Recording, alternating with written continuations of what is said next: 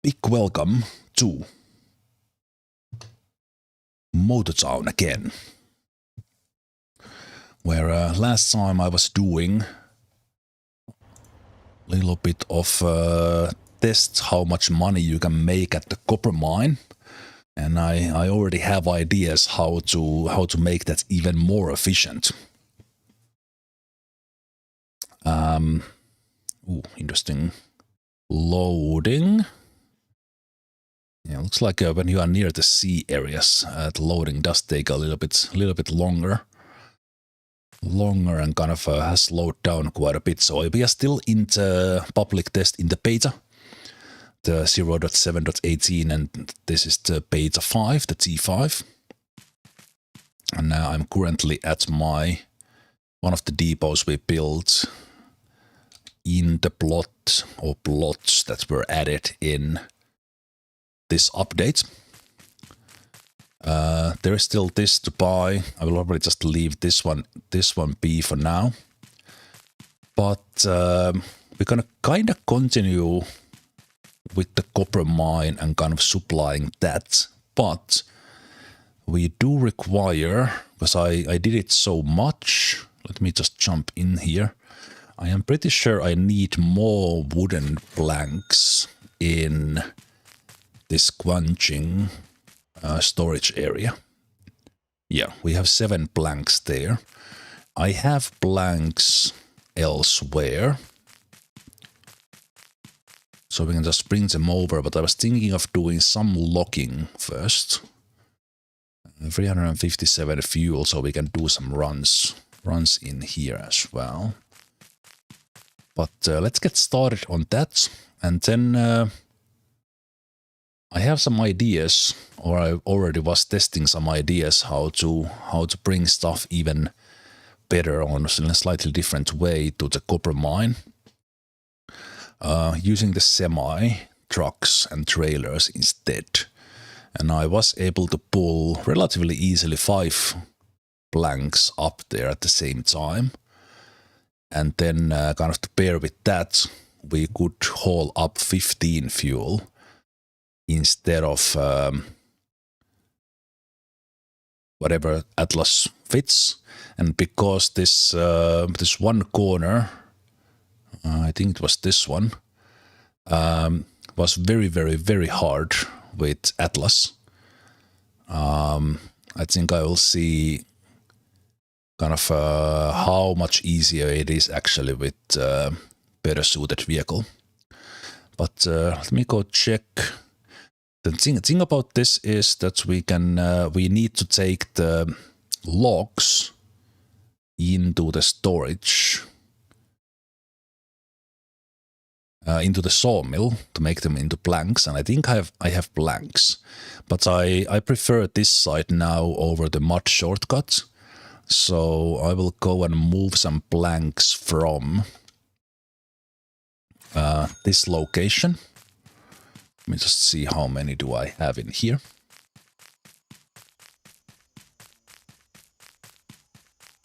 I like the company aspect of this game a lot. Yeah, we have 75 planks here. I like it a lot, and I've been kind of I will tweak my company setup a little bit more. I did tweak it now with a slightly different food setup. And so far it's working absolutely brilliant. So we'll continue on that. Meanwhile, the company cars are delivering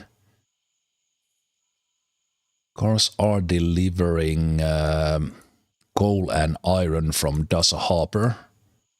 And then I still have the one truck exporting the sunflower seeds. And with that, I have been able to keep the trade balance on the positive, even with the policies on. It kind of fluctuates up and down a little bit, but and might even be going down a little bit now that I export or import iron and coal so much. But yeah, let's run some planks up.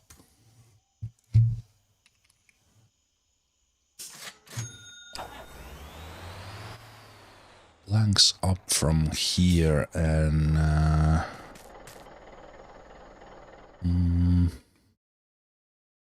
we need to go around a little. And there are some hills in this area. It's not too bad, but we can't like pull any insanely long ones, but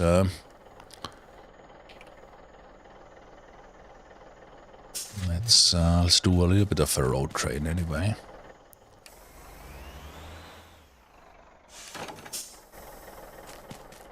So we'll start with a little chill long drive.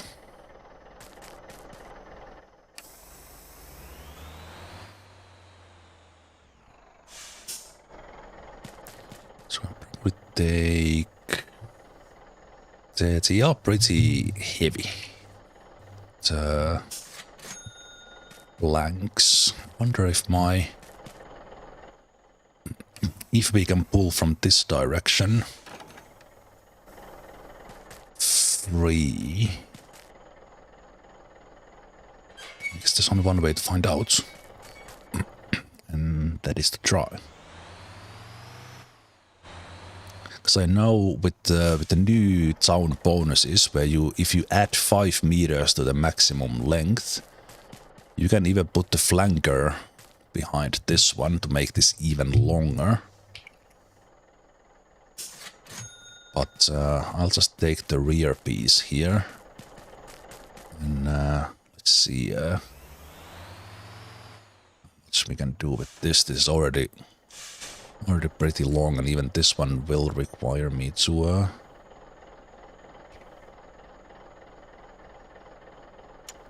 take this one forward a bit.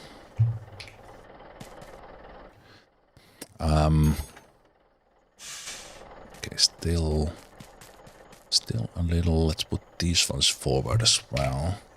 As you see, these trailers, I hope they will be fixed. They like vibrate a little. So kind of stuff gets, you need to basically strap them like super fast. Come on, so close. You need to strap things super fast. 1.8 centimeters, and you still complain that it's too much. There we go. Exactly. So as they are vibrating like that, sometimes a lot,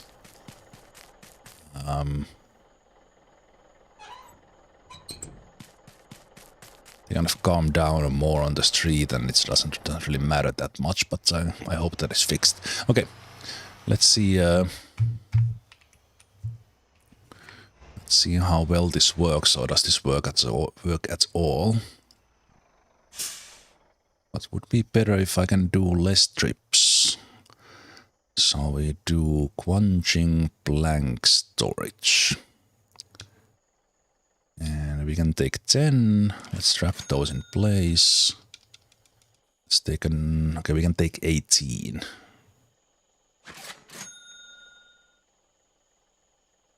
Oof, that's heavy. That is so heavy. I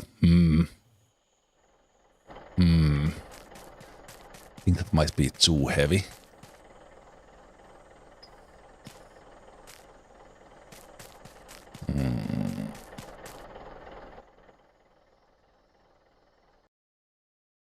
Might be too heavy. Headache X. That is right up there with 124 tons. Yeah, that's too much.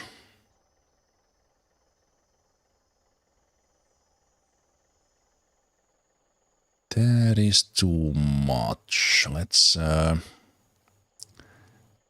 unload. And let me do... We do 6 and...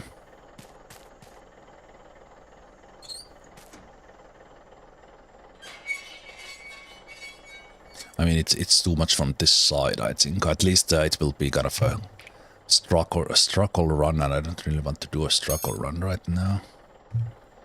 So what we'll do instead is... let's take the front flapper and take the flanker. And even that it is light, like on this single... well, my setup for this one is light. I think that can still take the planks, because for the individual trailer it's not as heavy. So I'll only take this lead flatbed, and then I'll take flanker behind, so that would be 15 planks, which is then already what I kind of want to bring up. I don't know why I went around there, but anyway. I struggled so much with 130 tons when I was doing the coils that I will just not bother. There's a risk that we'll get stuck on one of the hills. So I'll take the safer approach here. And at some point I might like autopilot. Come on, get it there. There we go. At some point I will autopilot some more planks in.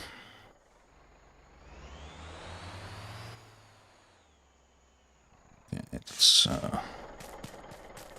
for this one, this needs to be a little bit in the back.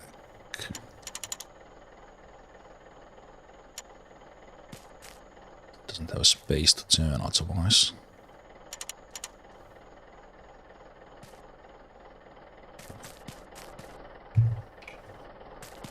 I found that it's easier to find that fifth wheel on first person. Okay, but there should now be 15 planks.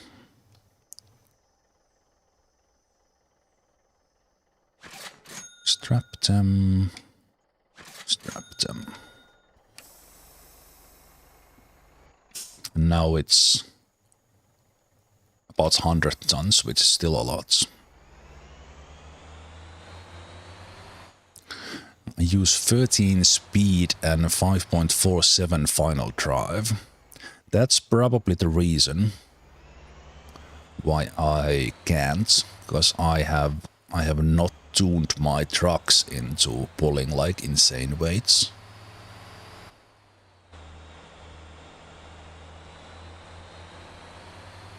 I always do manual on the hills, or at least like hold the gear. Yeah, I should probably do maybe take like the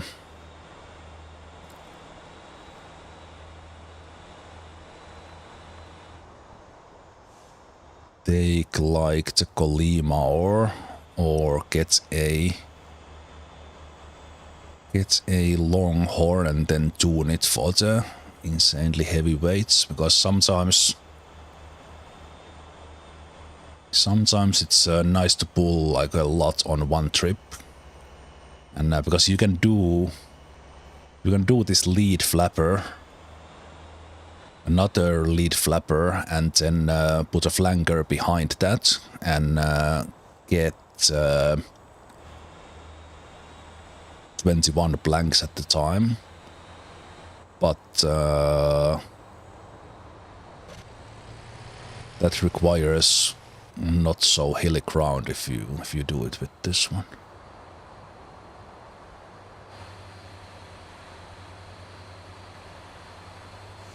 Yeah, exactly. That's why I don't have that sort of a tune for the final drive, because you lose the top speed, and usually on the normal ones that would kind of go to waste, and I'm driving like an ass here. Danger to everyone, including myself.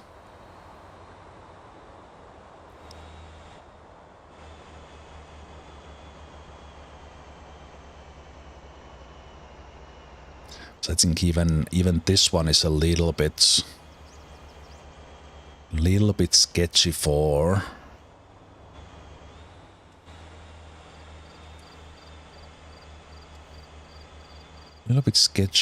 the automatic.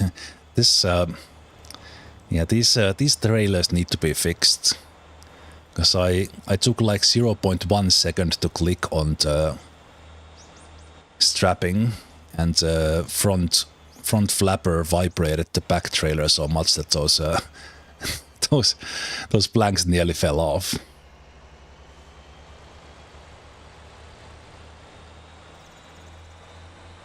Yeah, even with this load, I'm struggling with this.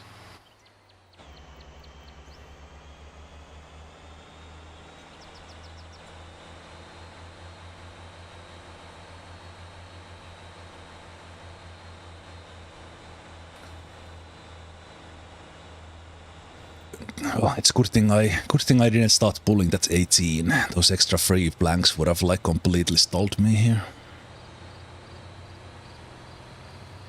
But yeah, the only reason why those are like that is that the trailer is vibrating, and it's not the flanker. It's actually the one in front.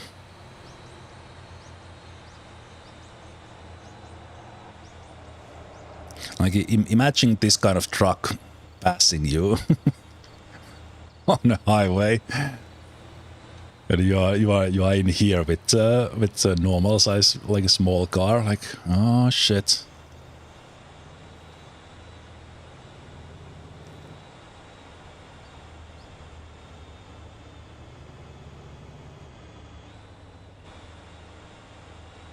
Wait, did I? Oh. I thought I took the auto shift off. Put it back on.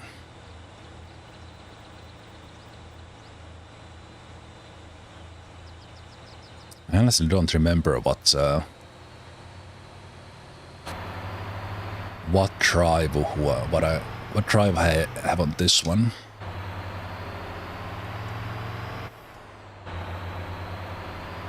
I need to check. But I also think that let's call it like everyday semi. I don't want to have that sort of a super heavy pull.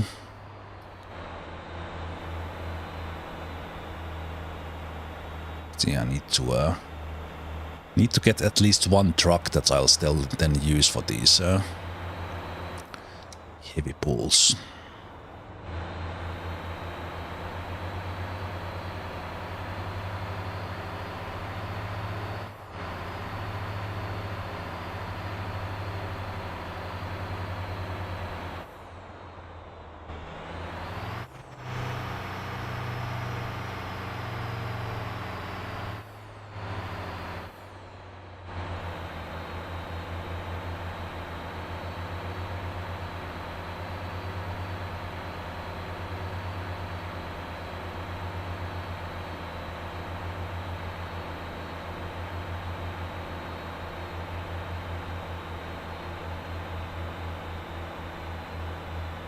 Probably would have done better in that previous hill as well if I wasn't messing with the gear.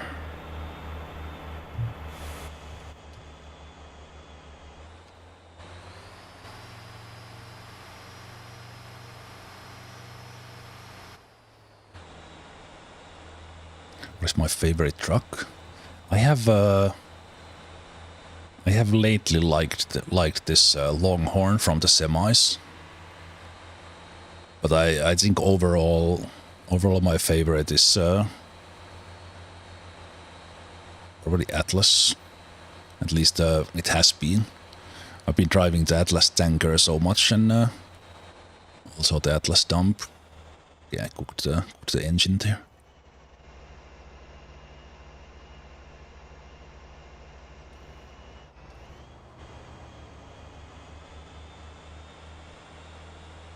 Yeah, I've liked this one a lot, but I I didn't use the Golima much, but I've actually kind of started liking that as well.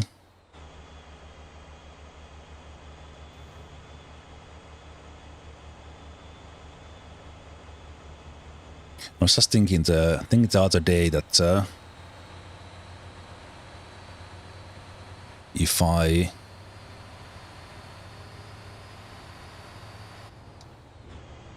I had to drive like one truck, it would not necessarily be that it's my favorite truck, but I would probably pick Jemusi Semi, because that can do everything. Apart from pulling loads like this, because you can't have the big engine on that, but hopefully we get something like the Jemusi Semi, but with a big engine. But I'm thinking they might not do that. Like they don't want like a massively powered actual off-road truck into the game. But overall I like the Jemusis. Okay. I am accelerating way too much. I should slow down just a little bit.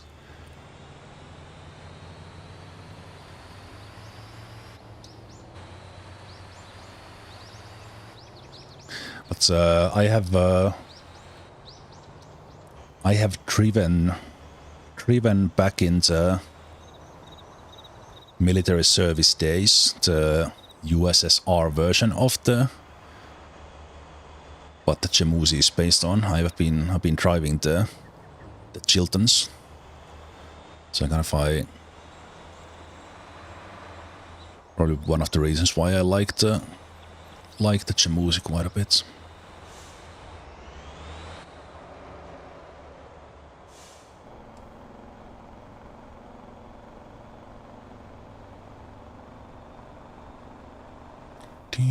Trying to take the corner easy and almost running into traffic.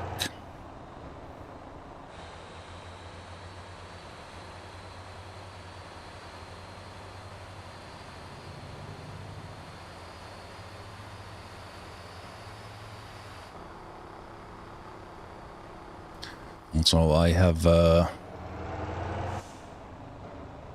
one of the reasons why I started liking the Golima was doing the oversized loads with it.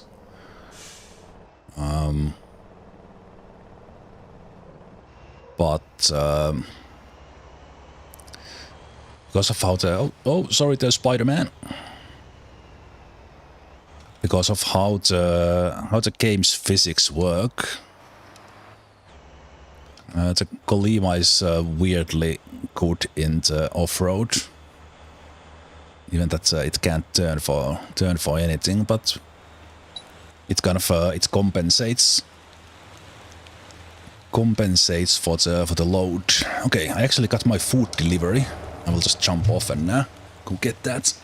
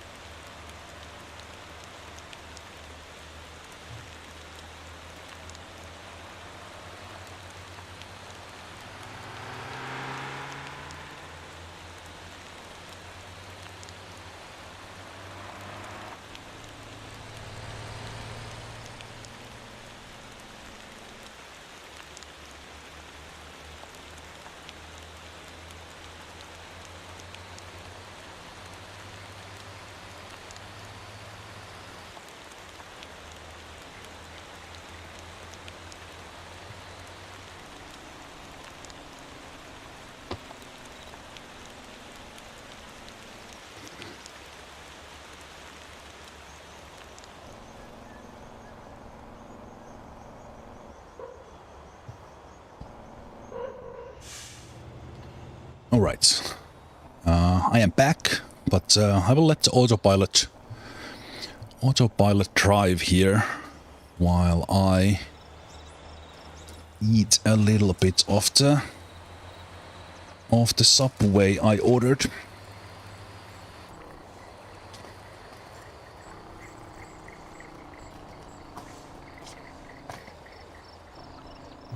Yeah, that's true. We should put it in comfort mode. Did I have a shake brake on? I did. Okay.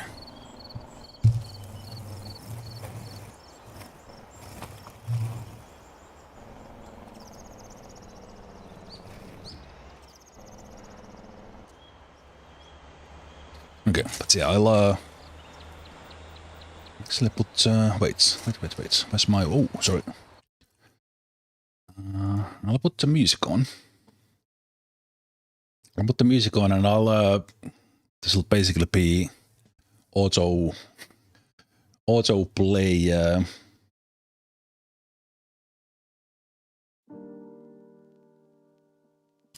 motor sound for a while as I will eat something and I will not turn this into a mukbang. So I'll put the camera off and have a little snack here and let's finish the drive.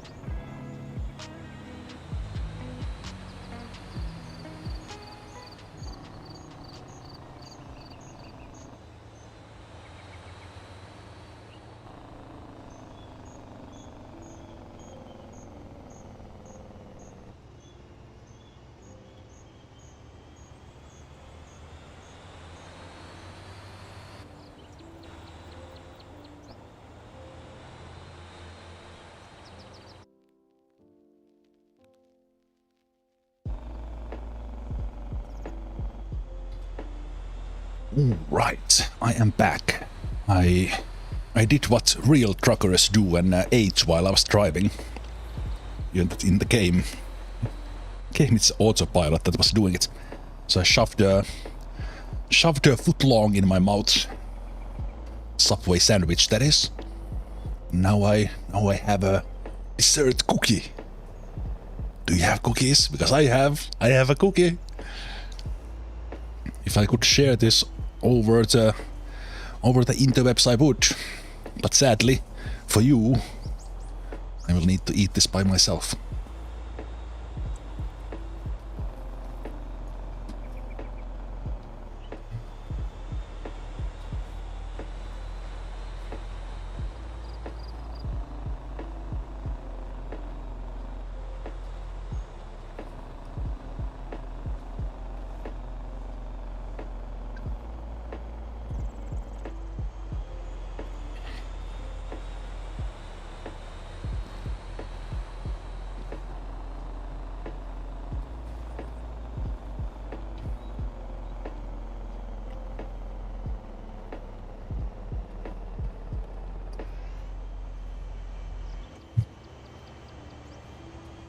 So finishing the delivery of the planks, and then we will have a little there in the storage that we can do the deliveries up.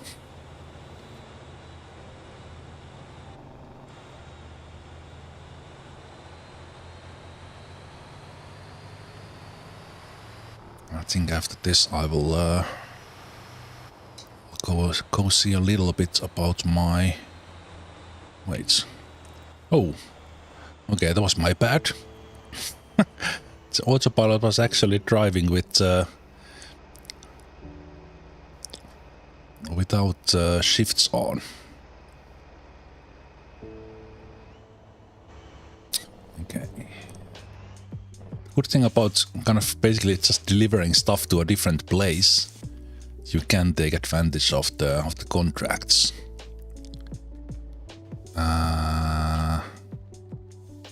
Yeah, sadly I have to do 10 because I can't. If I could just say that take these 5 from the first and then the others, I need to just take the 10. But maybe because of that I do want to set myself a truck for those super heavy loads. Still pretty decent money for just moving the logs around. But I will try to despawn this and then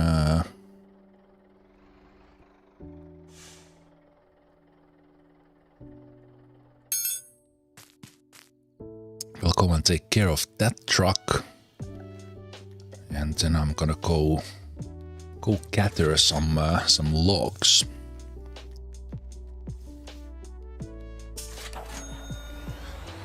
So I always try to be in a habit of bringing stuff here for repairs and then refueling before I go. Oh, by the way, I think I did this offline, but I placed some lights.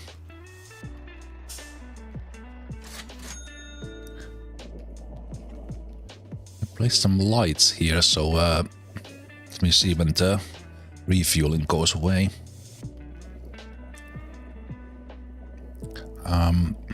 I couldn't think of any good place for like frontal lights on this one from the attachments we have.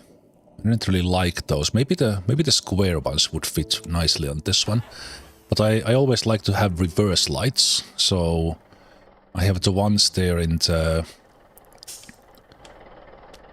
So I placed these ones here so that they light a little bit in an angle, and then I placed these ones here on those flaps and one on top, and then I placed those kind of a blinker things, couple of here in the mirror,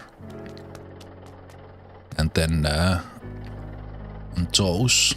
So then I think it's nice that you you have a blinker up on top like that, and then also in the mirror, so it kind of shows a little bit from the side or even from this side. I think that's that is pretty cool. Just happy with that setup there, and those reverse lights.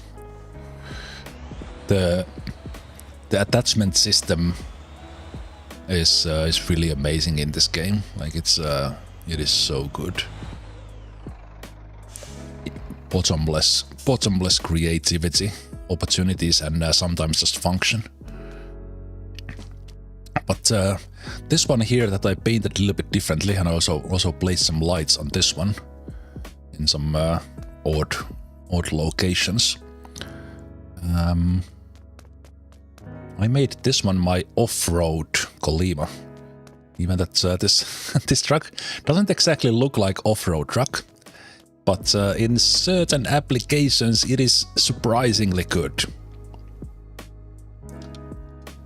So let's put that in practice. No, I did not, Ishak, say what sub I got. I almost always, when I get a Subway sandwich, I eat the chicken teriyaki.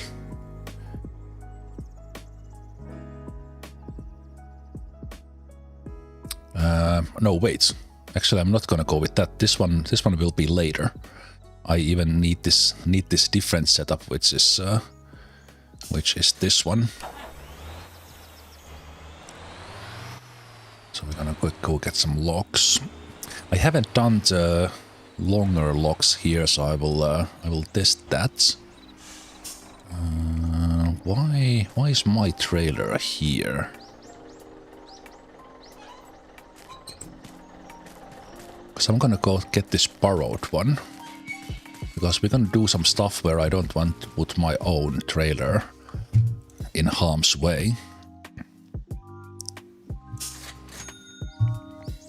So we'll despawn that for a minute. But yeah, this was a very long time ago. We went for lunch with a co-worker, and we went to a Subway, and then we were kind of discussing like, how do you always order the same one, and or do you like go with the feeling and get something else every now and then, things like that. And he was a meatball sub man.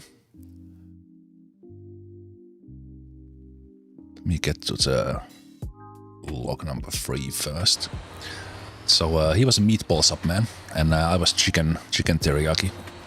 And then we were both in a way that we always order that. And then we didn't say it. We didn't say it to each other, but we were both kind of thinking that okay, this time we'll eat something else. And this is why I didn't take my own trailer, because we're gonna take some shortcuts. So we both were kind of that okay. Now we talked about this, and then kind of there's a lot of selection in Subway, so why don't you order something else? And so then then we were both there. There was a little bit of a line.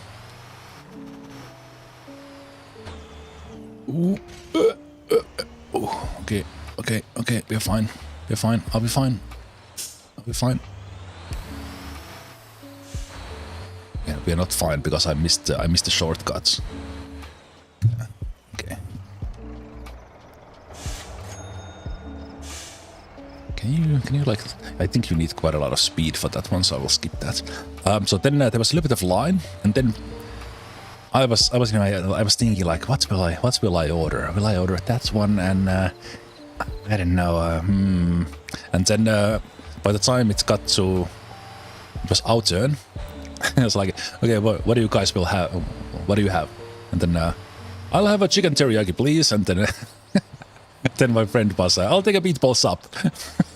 Like, we both spent a good 3 minutes thinking thinking that now we'll have something else, and then we had ordered what we always have. I don't... Is there a shortcut here? I haven't done this, but this saves so much time if you don't go on the road. Okay, this is probably not a good idea. Let's see. Can we pull through from here? Oh! My trailer! This is going so well. I think I scraped that tree just the tiniest little bit, and it pulled the trailer off. Because you need to hit like go easy professional hook into the trailer. You need to hit quite hard into a rock or a tree for the trailer to actually go off.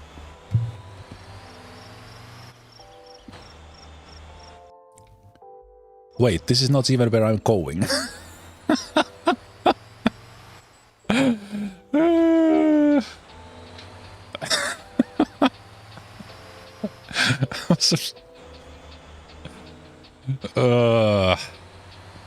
Can we just like erase the last about 3 minutes from like... Okay, here we are on the path to the logging site. Masterfully taking some shortcuts. It went so fast.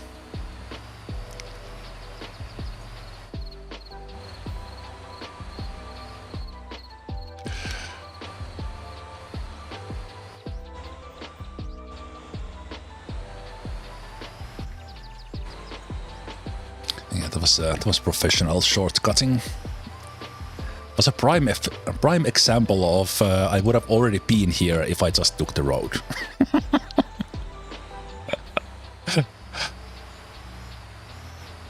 Okay, let's go to manual here. So this one is not like super off-roady, but it is off-roady, and I think even in here there would actually be a lot of shortcuts if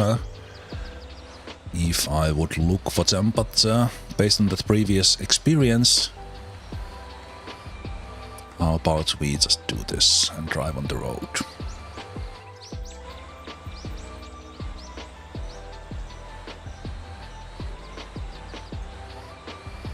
But yeah, back to that little story about Subway sandwich and having chicken teriyaki today.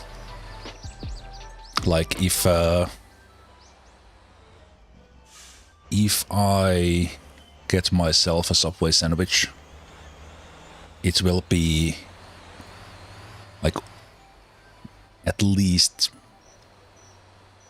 49 out of 50 times it will be chicken teriyaki. Then that one time I will be adventurous and get something else, and it will probably be like chicken breast. If I want something a little bit lighter.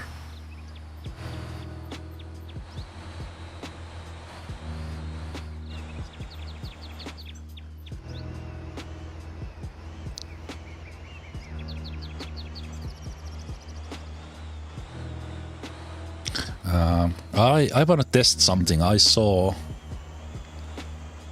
an incredible video how to do the logs from here. I want to see if it works, or was it some did it require some special things. So what I will do, I will drive straight down from here, and then if you do it just right, you don't actually go to the road, you can roadside service back here. And do this site like back to back in basically an instant.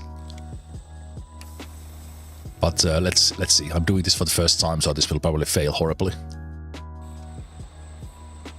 But if this works, this is like this is too good.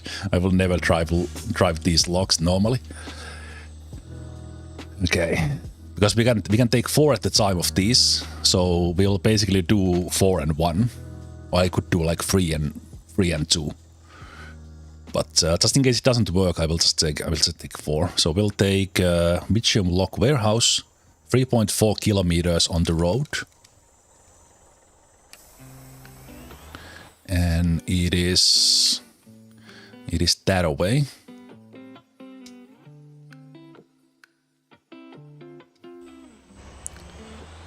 But where we go, we don't need no roads.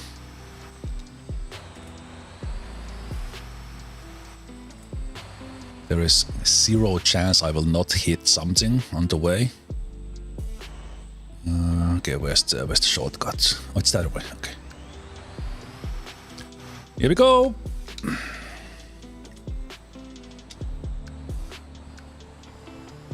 Oh wow, that's like made for this. What? That's not even like a what? This is so stupid easy. Okay, now if the oh no not the light pole. Fuck.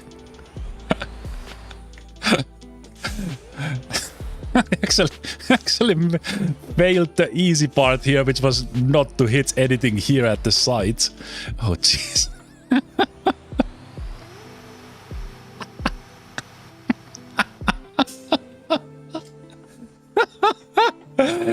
Oh, can I not get past this now because I didn't go through it? Oh jeez. Oh, I can't get through it.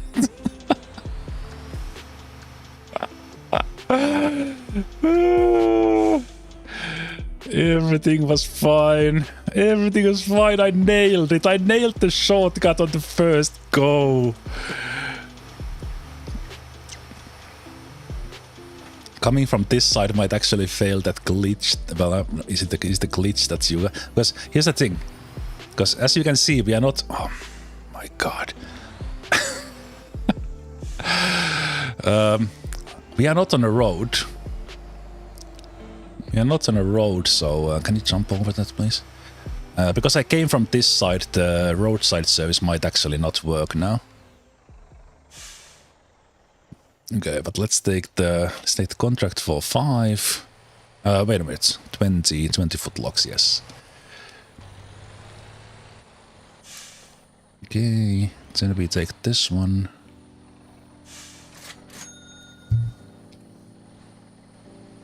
Oh my god, it still works. Oh, that's so dumb. Because we can do this so fast that I make that 8,000 back in an instant. What?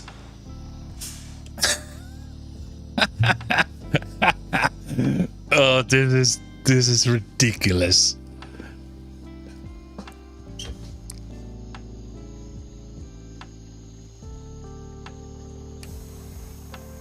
I almost wish I didn't see that video. Oh, man.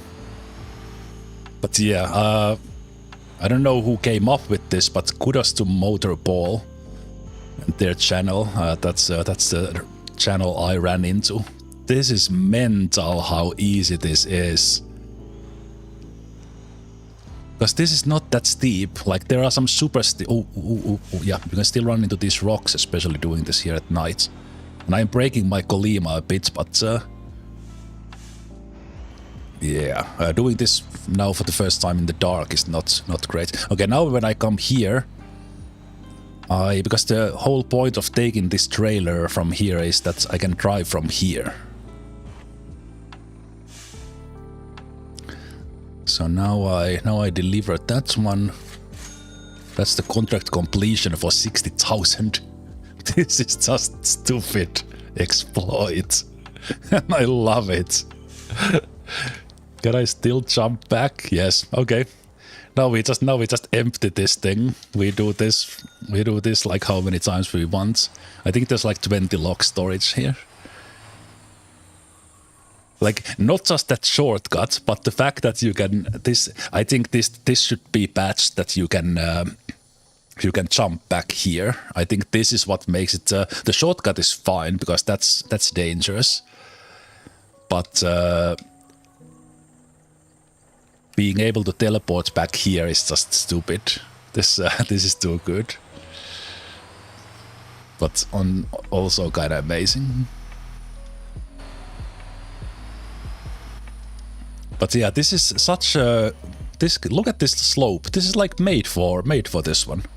Just a little bit of braking, and then you just don't hit trees, which is easier said than done. But the terrain is not too bad here, so you can even mess around a little bit. But if you practice that, then you probably can find. Okay. I should probably sleep in the cabin to make it daylight so that I can see what I'm doing. Okay, but yeah, this is it's pretty awesome. Actually, my bookmark and the waypoint there was pretty good. Because you're not even in a rush, because even coming downhill like that, you still have. Oh, I didn't have my shake brake on. Okay.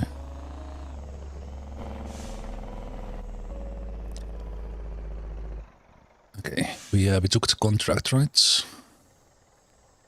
Yeah. Bloop.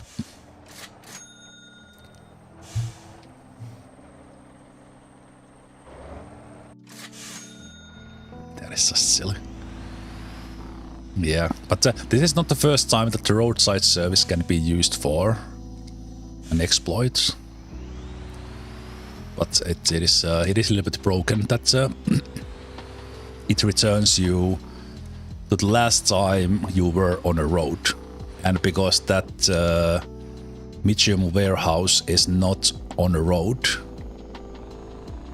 you can teleport back here. Okay, is this the gap I need to take? That's a little narrow. Small trees are fine, but then these logs are not. I think there is a. If you go, I think it's a little bit more to the left. There is like actually a clean path. So how much time this takes? Like minutes.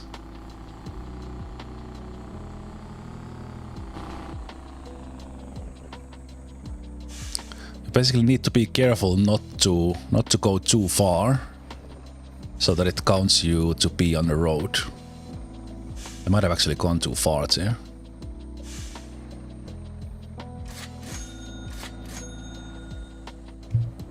And we take a contract again.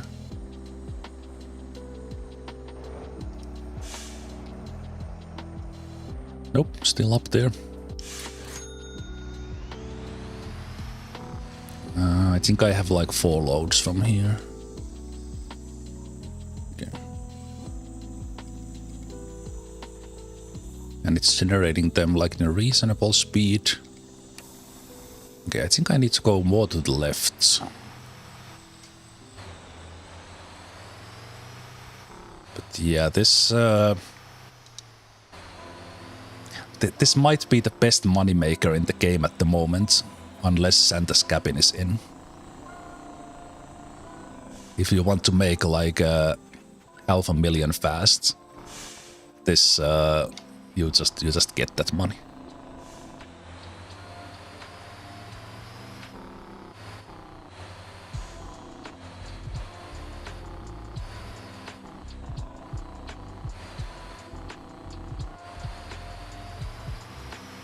Okay, that was a little bit better. So that hits anything.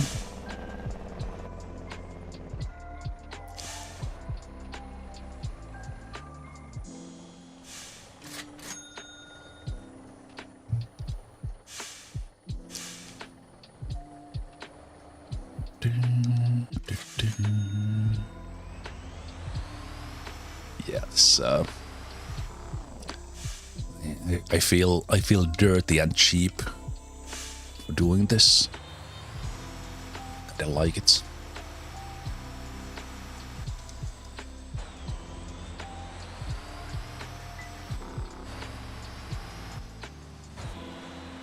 So we pay 16,000 for the teleports. But those costs are more or less covered by the delivery, but then you make 60,000 with the contracts. No, this gap is bad. This gap is bad. Needs to be a little bit more to the left.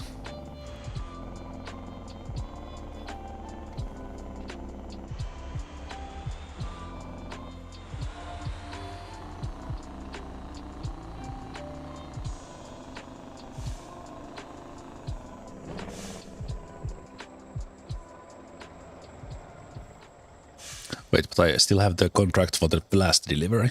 Yes. So we drop the one. So that's 65,000 and then we take the new contract again. So that is 52,000 net. Because it costs quite a lot. But then, and then this costs... Well, there's a... The good thing about this is that they just changed or made the respawning even more expensive.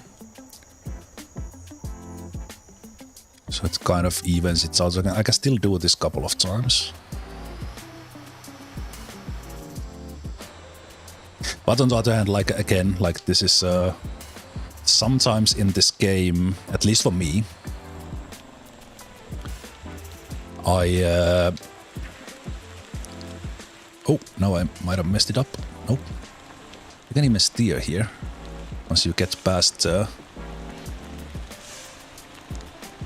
let's see. Is there a good path in here? What if you go like on the right side of this big tree and then you turn from here? This might be the cleanest path I found so far. But it comes a little bit from the right hand side. It's probably a better one on the left hand side. In this game, sometimes I enjoy just driving around, doing something kind of very, in a way, inefficiently.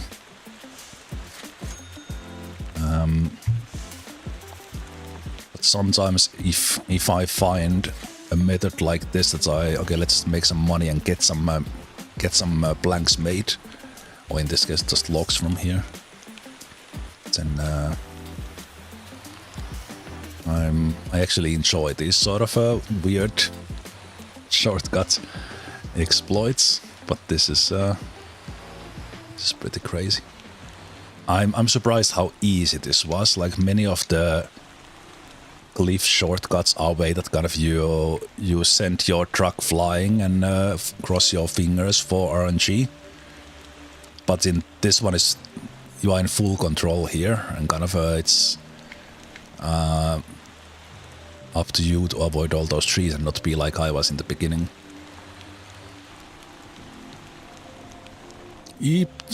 Okay. That light pole there is the biggest danger in this one. Because I couldn't steer there because I was coming a little bit too hot. And now I think I might have messed it up a little bit too bad. Because from here it is very, very difficult to... Oh, I can actually get back here. Nice, okay, good. I was about to say that it's really hard to get around because you have no friction there towards the back. Okay, the Golima is starting to take a little beating, so we'll probably pay like 10-15,000 for the repairs. But it's still so much money. That it is a little bit silly.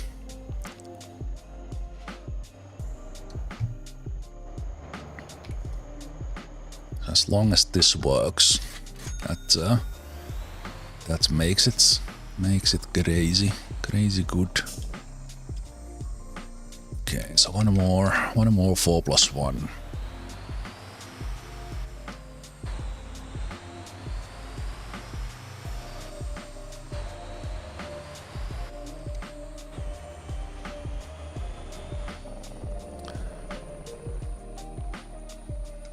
Here when you are going down, kind of steering a little and braking, plus the jake brake.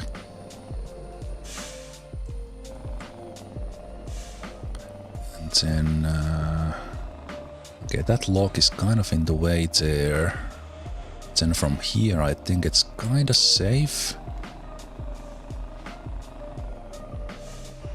Avoid these trees. Maybe even more from the left, so that you basically just directly beeline for this one.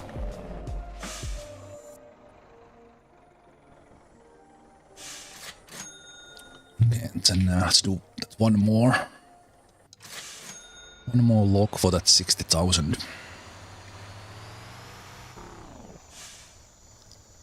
I will not come back for this one. And I think there are decent shortcuts from the lock 2 as well. But I'm only gonna do this one now. I will go do the oak logs. Okay, can I? Okay, unless you take off to the left, you can't like steer to the left from there. So I think for this line, it's probably not the optimal. From here is definitely the easiest.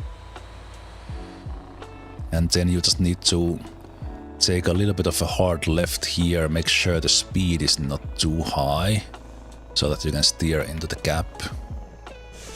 Yeah. Okay. Yep. Okay, but let's do. I'll do the other side. I'll do the. We'll do the oak logs. That's a different run.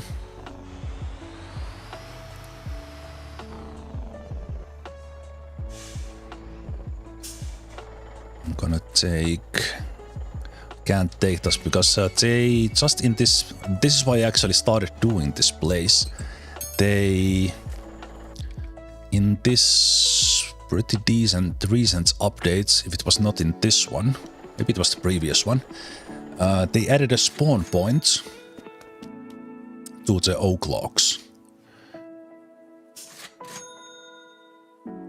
Only 3,000 repair. Not too bad. Not bad at all. Alright, man. Have a good night. Okay. The oak logs, you can fit 5 at a time to the Eastwood. Because the Eastwood has no place of going for the oak logs. So this next bit I have done, but it's still difficult. But for that one, again, I don't know exactly who, or I didn't see or find out who exactly had figured out that shortcut and the fact that you can teleport, but I saw that in a YouTube channel called Motorball.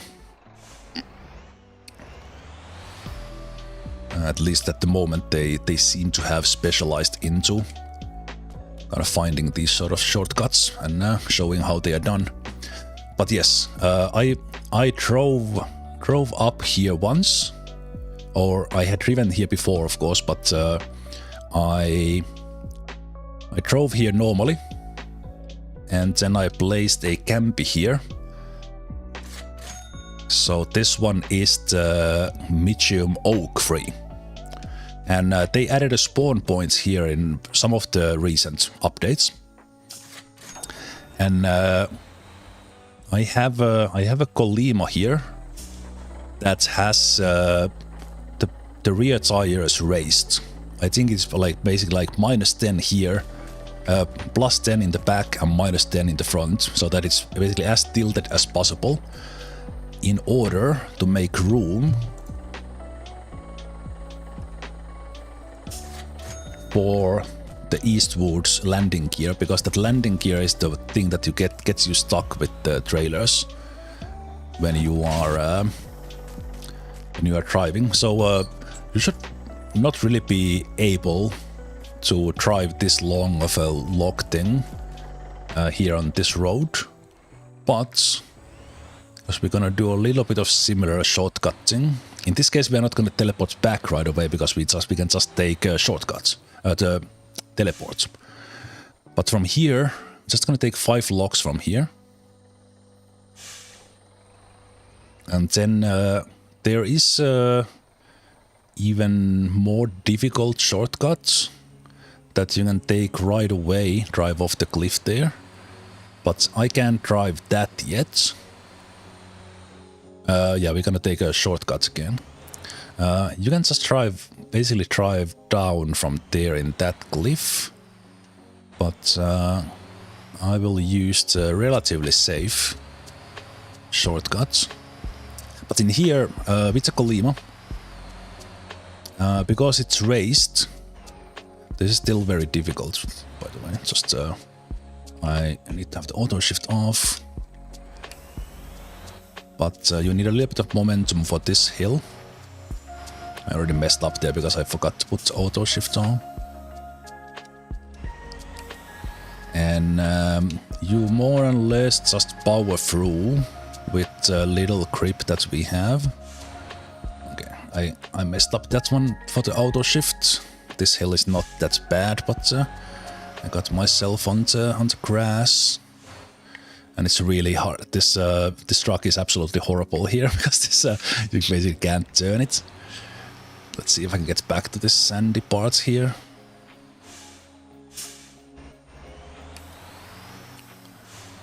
Also, probably the easiest way is not to take logs from here or take 3 and then go to the logging site 2 and take the rest. Yeah, let me see if I can somehow salvage this. I need just a little bit of speed or get back on that right hand side. That's one thing that was blocking me. There we go.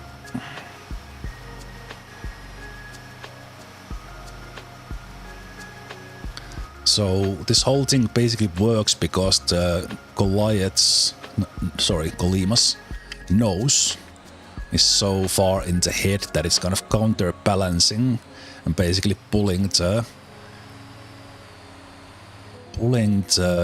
trailer over any hump in kind of basically like tilting manner. Okay, but here we should be okay as long as we keep the momentum on. Says I, and immediately messes up a bit. As said, this one is not as easy as that previous one was. Okay, I think I might be... Am I stuck?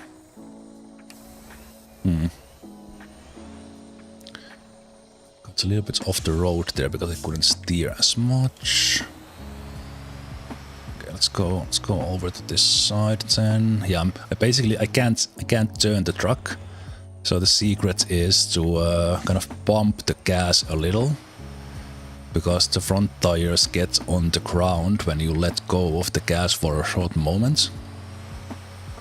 And like that you can then turn it a little. Okay.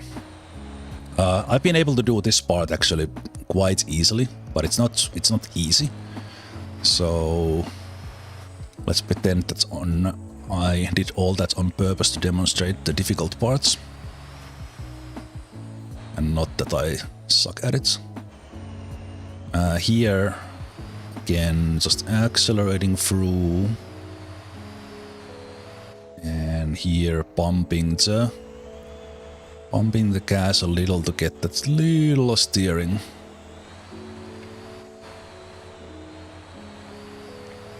But yeah, the Golima should not work here, but it just somehow does. Okay, but for this next part, we are gonna sleep in the cabin for a couple of minutes,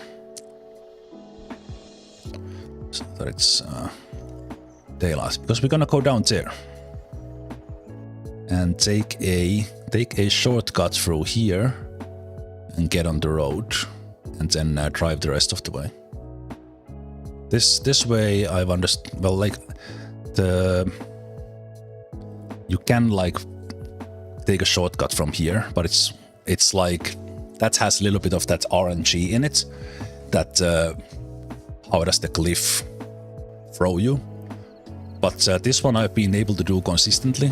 Again, I'm not necessarily going to be able to do this now, the pressure of the stream, but basically the key here is you see those two trees that are there first. You go on the left side of them and kind of aim that let's say fourth tree in there. And then behind these two trees there's log and a rock, and you don't want to hit those. But apart from that, you can actually slow your speed quite a lot when you are going down. But okay, we need a little bit of momentum to go over the edge. So let's go from here. And oh. As I said, the pressure of doing this live. That's easy to avoid by taking a little bit of loop from there, but you can do it from here for sure. I was a little bit too much on the right, I think. Okay.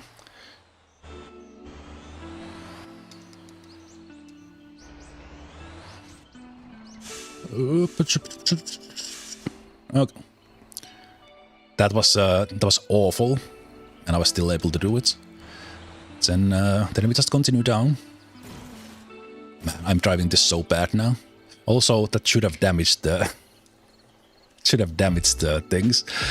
Okay, this is actually very much doable. Okay, let's do this. Let's do this probably the easiest way, which is to point it from this side. You can also go and take logs from the second side there. Actually, if I only do this once, it doesn't matter if I have 5 or 8 from here, so let's go take 8.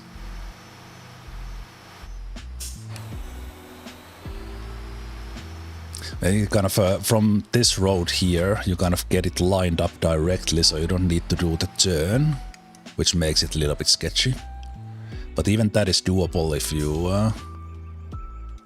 you do it. So we'll take 8 from here, which is quite heavy, but still fine.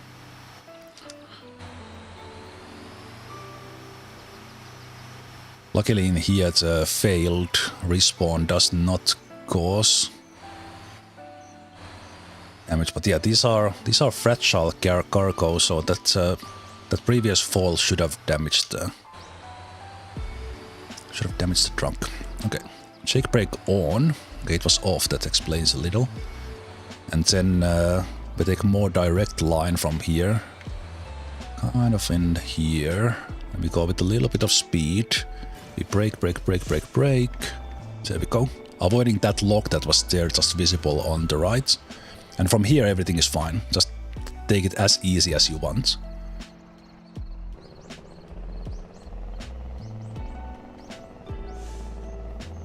Just avoid rocks and trees. And again, braking, shake brake on. And then there's one last cliff here. And I do this the slow way. I've seen this done kind of faster, but in here what I do is I brake here. And then I've done this like 2 times, and I say I do this like this. But I practiced this a little and noticed it was not that hard. So what I do is I put it on the 3rd gear, and I kind of aim at that seam in there. Once you get here, you just steer to the right as much as possible, and you're on the road, and we're done.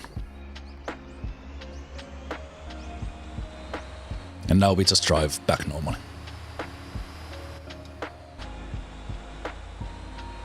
But yeah, still that previous one was... well, this is something, if you have a campy up there, you can just teleport there and drive down in an instant. So if you nail that shortcut or other shortcut down from there, you get to it faster. But when I tested before, this was that was just mentally easy. You can do a little bit of shortcut from here. And then we can do a shortcut from here. Okay, I'm not sure if I have the speed for this now. Oh, I did. Okay. Those shortcuts very easily damage the logs, and kind of so it's up to decision at that stage that if you have made it down the cliff with 0 damage, do you risk it here in the easy parts? And same thing here. Again, don't drive into the light pole, especially if that trailer is there. This one is the difficult part. I think I took the contract already. Yeah, I took it for 5, but I brought 8 just for to kind of show that. Yep. And that's 70,000 for the delivery itself and the contract bonus. So we made 120,000 for that cliff dive.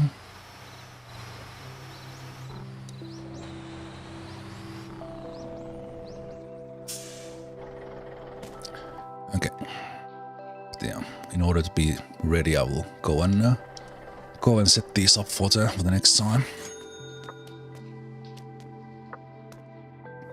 The fragile, if you make it down with 0% damage, it's very good. But I did that 3 times before, and in those times, well, that was also because I was practicing.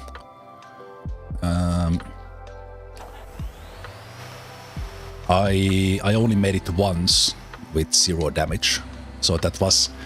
I think the logs should have taken damage when I was falling sideways, but something happened there and it didn't kind of give me a. But it's you still get the contract bonus, which is 50,000, and you still get like decent money without the safety bonus. So even if you mess it up, it's still very good. Let me just in case someone wants to, because I haven't been uploading any of the trucks, and I think even like this tune is actually quite simple. I'll just quickly show this if someone would like to tune their Golima to do this, because that be able to pull that Eastwood trailer, that log trailer in there. These are all basic things. Of course, you have the big engine, you have the turbo. In this case, transmission actually doesn't matter, but I have the 13 with 4.0 final gear drive, and then I have the clutch back here. Doesn't really matter. What does matter is the ride height, and you have this sort of absolutely silly setup that the front tires are -10 and the back tires are +10. So that gives maximum clearance for the trailer's landing gear, which will kind of get stuck. These ones, I think, my 400 dampening in the back and springs are 400. I think those could be better. 80 millimeters widened. The Eastwood trailer, I don't actually remember. I actually have soft ones on this one. I might have actually been using this. I didn't customize this Eastwood at all. I've been using this for normal logging. I have soft tires with maximum dampening, and it is not raised. That's for stability. Okay. I tuned the Golima for this run. This I had before. So this is just something that I have found works very well in the more traditional little bit of off-road logging, not Oaks or such. So basically that is almost like non-customized.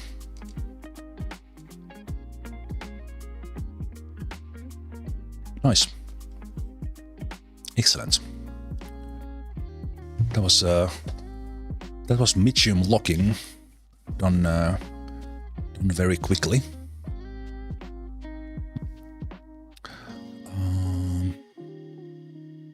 I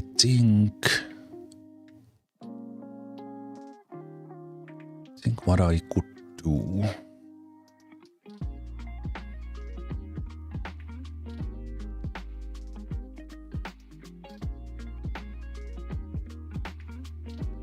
Actually, let me check what I have in my normal Golima. So in this one, my transmission is 13 and I have 2.44 in this Golima. But this is actually able to pull probably quite a bit. What do I have in the Longhorn?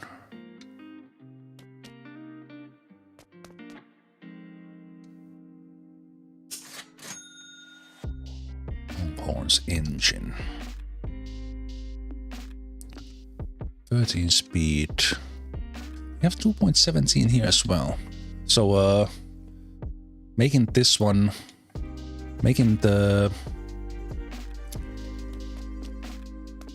drive number bigger slows you lose the top speed.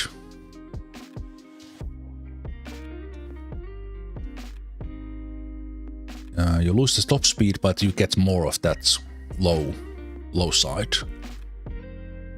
So if I wanted to do like a very heavy load, I would probably have somewhere in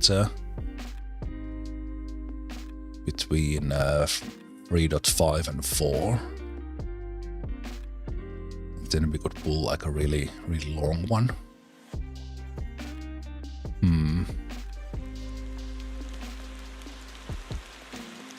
I kind of want to test it out.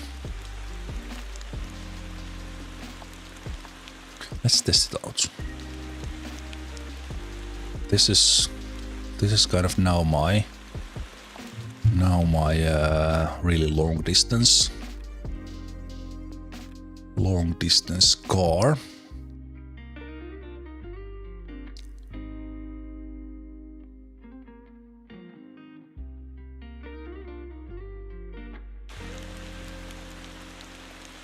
Truck.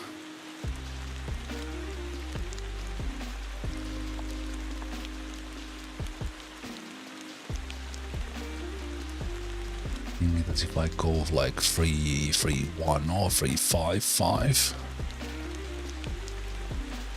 Let's try to feed 3.55. So thinking that it would be very nice if you would see the values that the final gear drive does. It's kind of I don't understand the exact details of the numbers.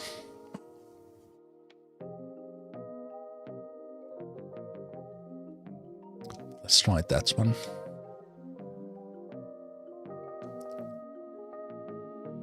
We tend to have the ones between 3 and 4, yeah. But what a strict off-roading, like for example the Atlas dump or something, I prefer to have it over a 4 so that you can have those and really grind it up, especially for the iron run. Okay. I think it is easier to come from this sawmill. And back when I was building depots, I was filling this lumberyard with AI driving from here.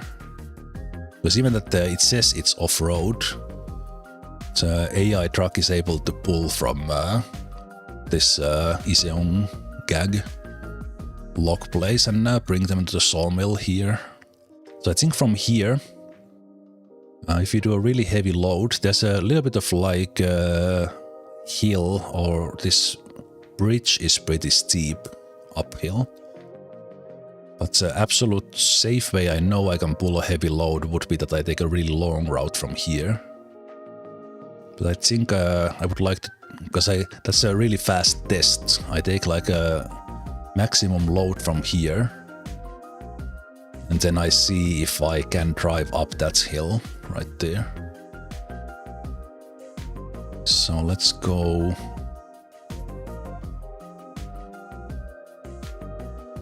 Let's go and try that. That bridge is steep. It might be that we need to actually take the long road when I do this, but let's see.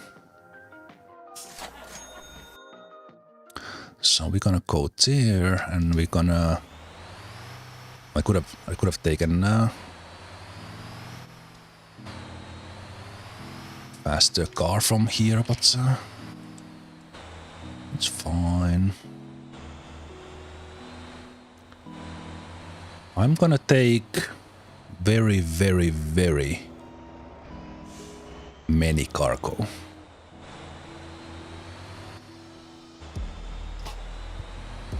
So I have an idea. Which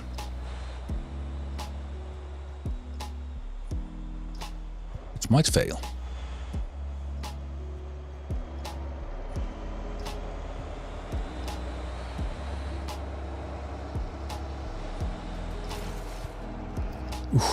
Ooh. What the hell? Who made those that hard? What? Since when is a stone wall stone wall?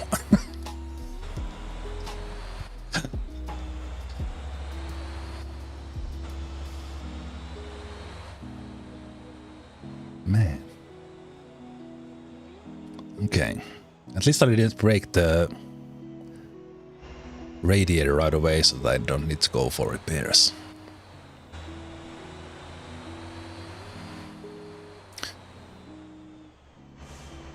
Oh, shut up, policeman.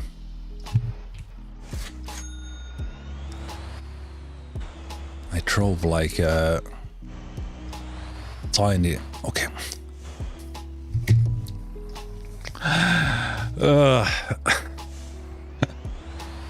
Thank you for just sliding away from there. I thought I was stuck already. Oh man, okay. Today is a weird day to mow the zone. Okay. Let's see.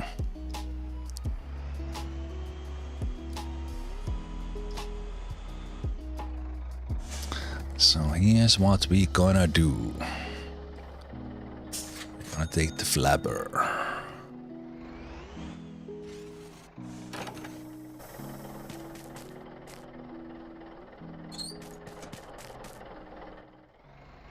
We're gonna take another flabber.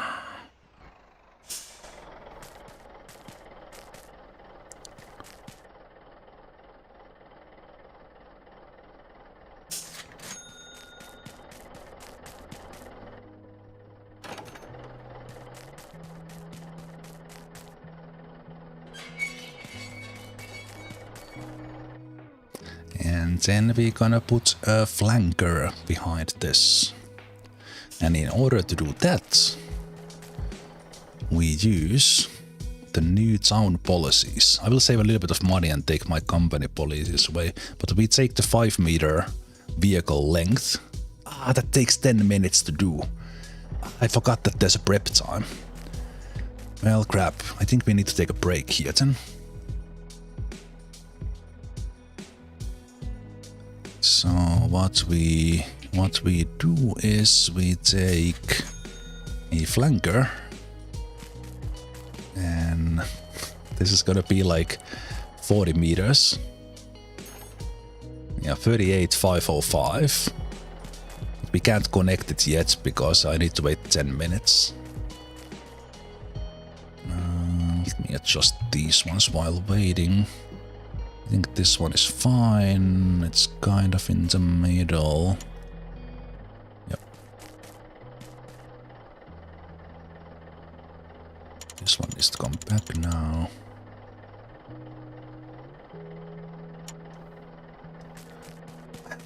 These trailers vibrate like mad.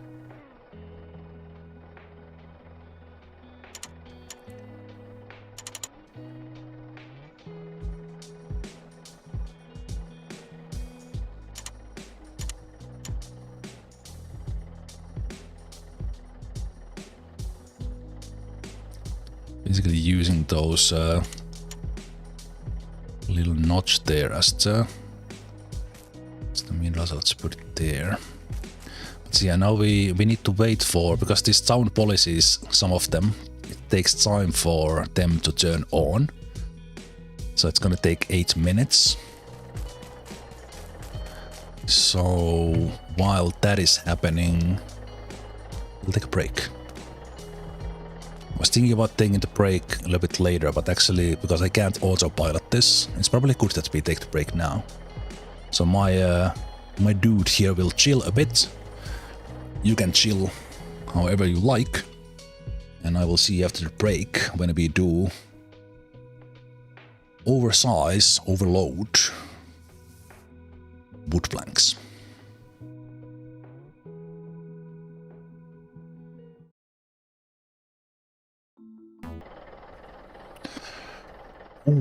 Alright, we are back. I have a cup of coffee. And I forgot to eat my cookie.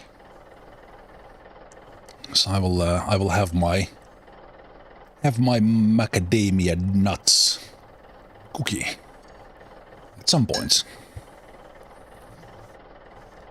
But we should now be ready. Yes, the combined vehicle length bonus is active. My trade balance is a little bit slow, but that can go into negative. As far as I know, this is not disabled when I'm driving. But now with that, I can have this 38.7 meter monstrosity with 2 of the flapper leads, and then connecting a flanker behind it, and that needs even more space. Let's put it like that. It needs space to turn. So this thing is 40 meters long, and because this will be stressful,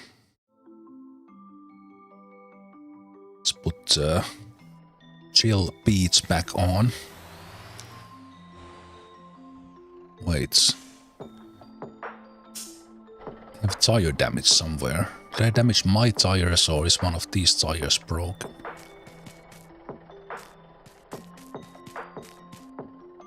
Oh. Okay.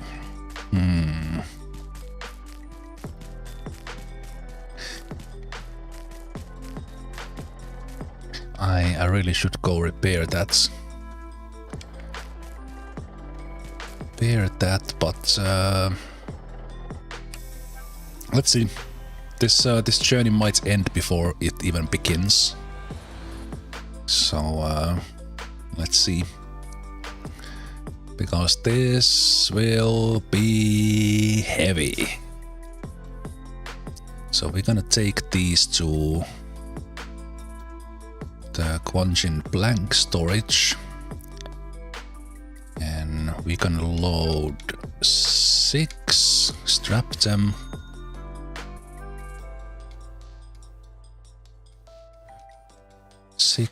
Strap them.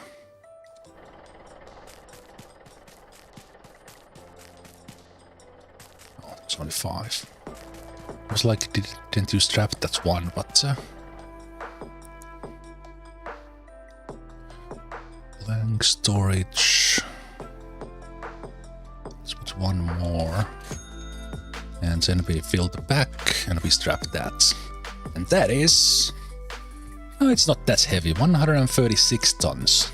So we were pulling this much when we were doing the steel coils. But yeah, let's see how this goes.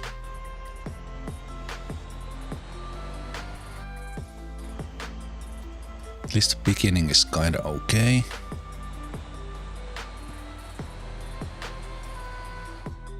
So you can have 35 meters normally.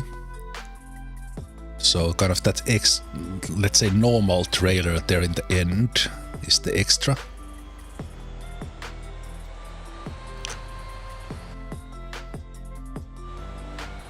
really need to think about the corners with this one.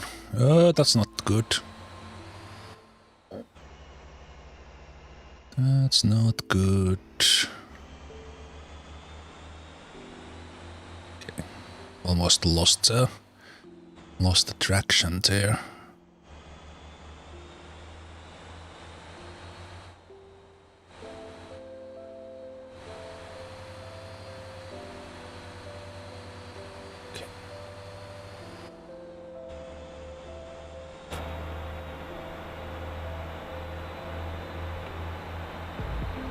We can see just a little bit of the mirror from this view.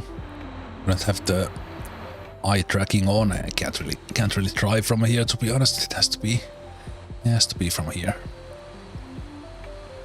I'm also gonna take a look at it.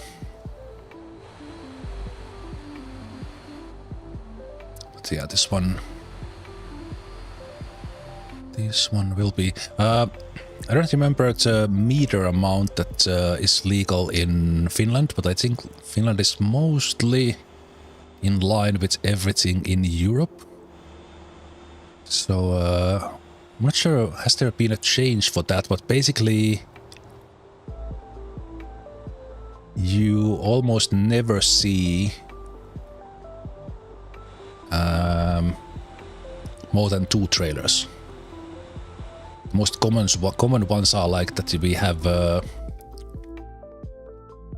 a truck dolly and a trailer, and then the trailer can be long, but like not even if that last trailer there was same length as these ones or a little bit shorter, even that sort of road train, I don't think that's ooh, that bridge is steep.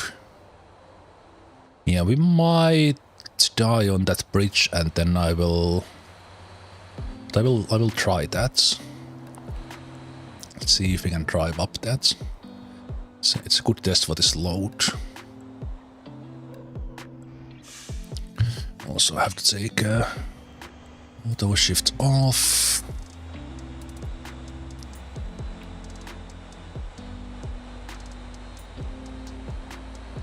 And let's try to get some speed here.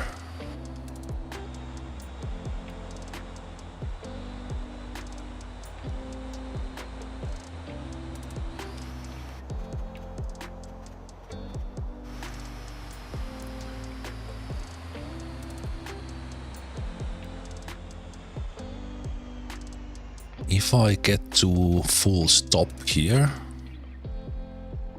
not sure if we can pull this up. Let's see.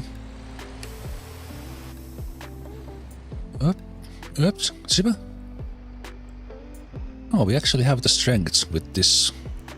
What did I put in? 3.31. Final drive.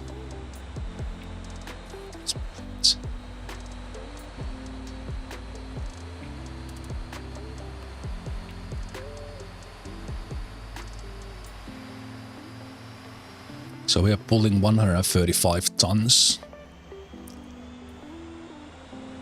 And that would have been a stop if I didn't change the final gear drive.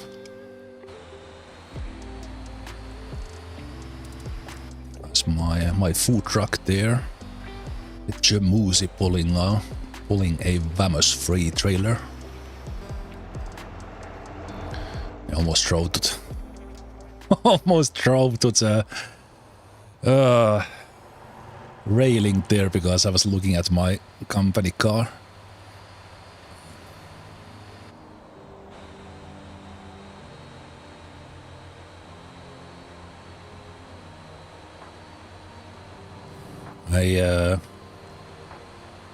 I watched this documentary of the Australian road trains, like the literal road trains. This is like a city truck with a couple of trailers here compared to the Australian actual road trains. I was watching a documentary and I really like that. I like the cars, but then it makes me a little bit sad with the wildlife there, like the kangaroos and stuff.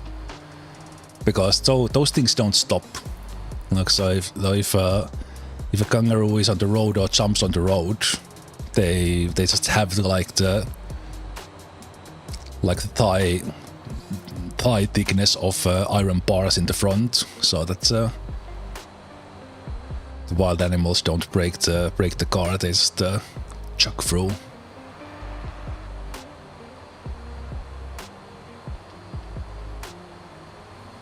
Yeah, because there was like when they are driving somewhere, obviously the distances in Australia are so massive. It was something like it was something absolutely ridiculous, like 100 kilometers before they take the foot off the gas and roll in. it was something absolutely like some 50 kilometers, 100. It's like some stupid distance. And it just rolls in, and then kind of because they can't brake with those things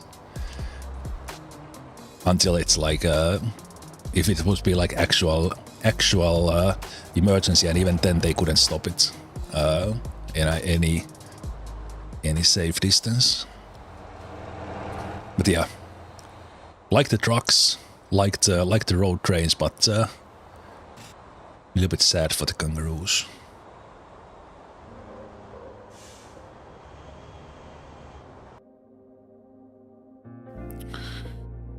Okay, I don't think we can drive from there. We have to go from there.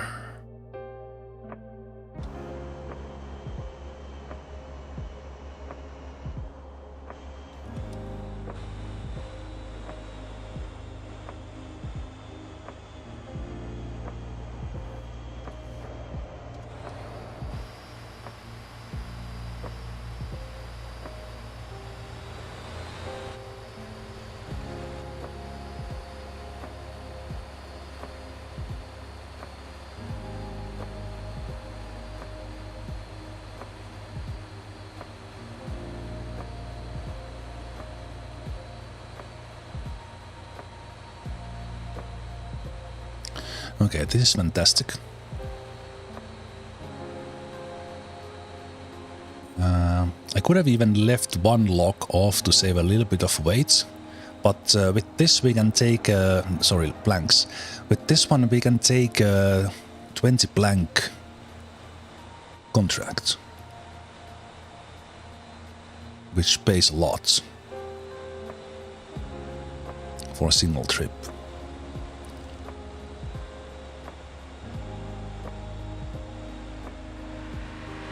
Truck is slowing down just a little bit. I think if I would be pulling like this, I think I would put even the... So I put in the 3.31. I would put like closer to 4. Lose a lot of the top speed, but you can still get to normal safe speed with it. And when you're doing these loads, you know you're not gonna go fast.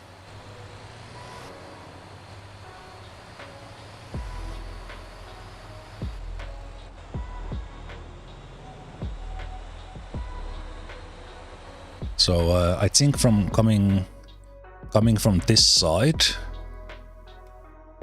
is there are a couple of really steep hills here, both ways. So I think taking this one and from here coming to the log yard is better.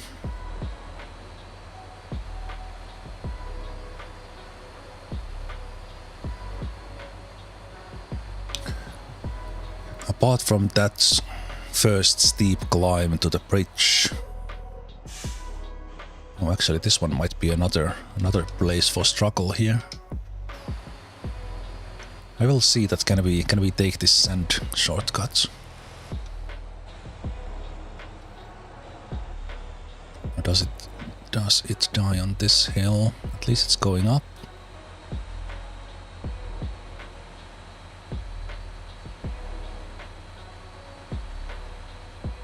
I'm on purpose not accelerating because I couldn't shift gear into one anyway.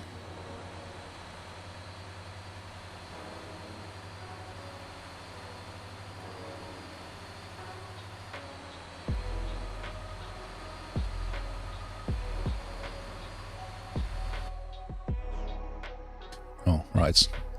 Can we pull which one? Here it's auto shift on. Take this off. Need to hold. Okay, it can pull with the one, which knows we have room. This goes nice and slow, so I can take a bite of the cookie.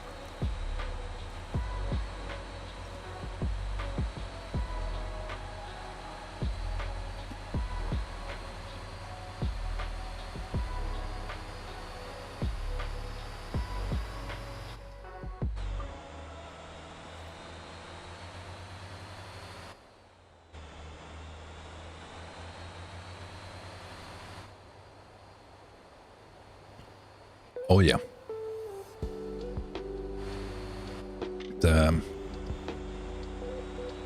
I like the macadamia cookies a lot from Subway.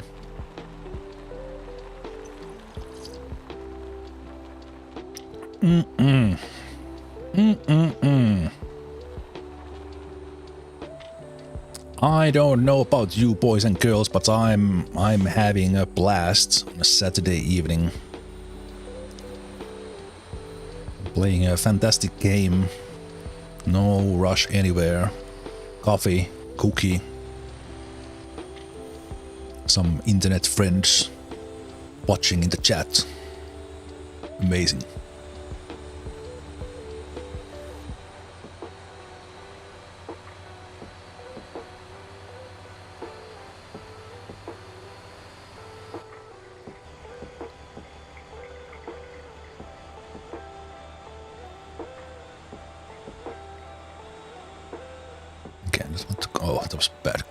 I don't want to cut those corners too much, because if that final trailer gets too much on the sand, then I might be in a little bit of trouble.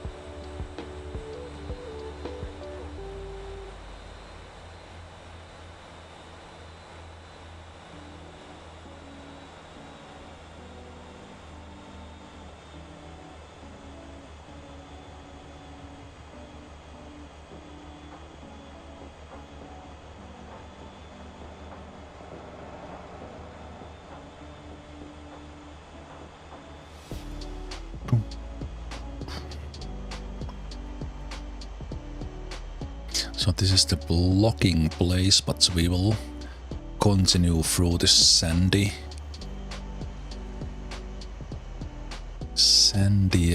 ziggity-zag here.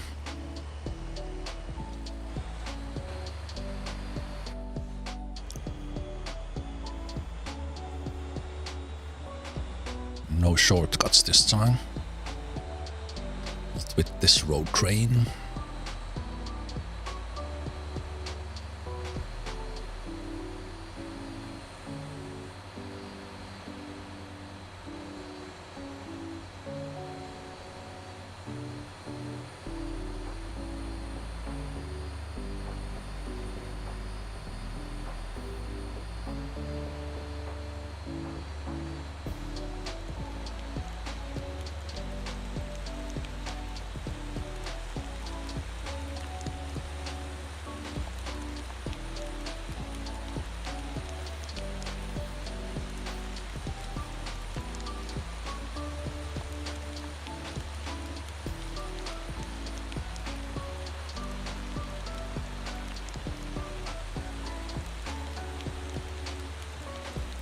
need more view distance to see it halting from the other direction.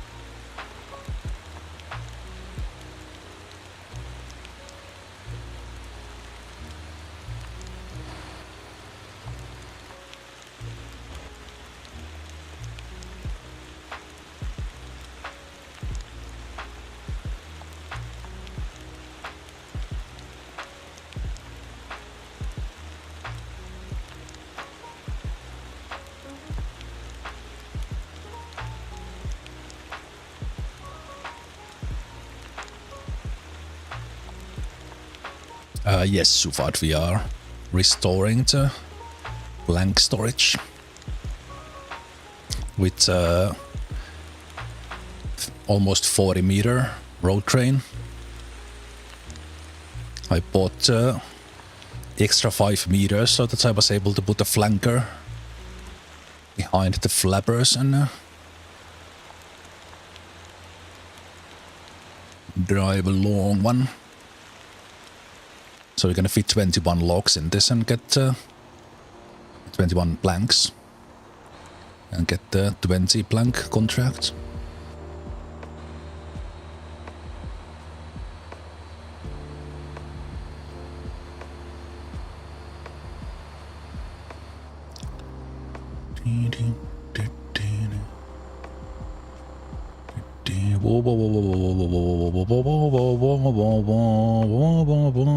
When this thing picks direction, it goes 135 tons going forward. Picked up a little bit of speed there in the downhill, and it wasn't turning left as much as I thought it was. Thought it could turn left. All good.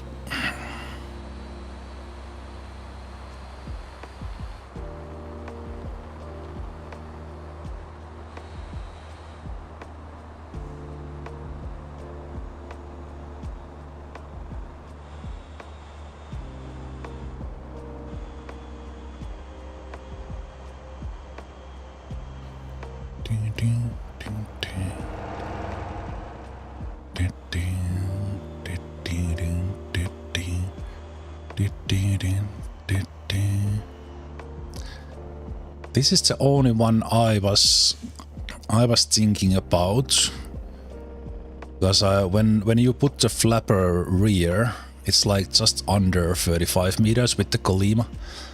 So then I started doing, wait a minute, if I do 6 plus 9, we can get over 20, and get the contracts.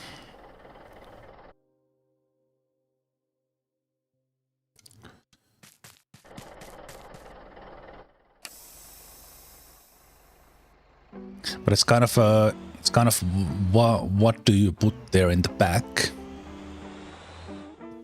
that makes it this long? All right. Also, now I don't have any friction because all the weight went off. Okay, my campy was a little bit in the way. I'm not sure if I will hit Eastwood there. Sorry, the flanker. Come on, hit it. Yes. That was kind of close. I could have not gotten it much to the right hand side. That counts. Counts as counts as emptying it. Fantastic. So that gives the contract completion, which for 20 planks is 91,000. And for the delivery, that was 15,000, and then it's like 37,000 for the delivery and bonuses. Very nice. Very nice to get paid for something you just want to do so that you can do the next step.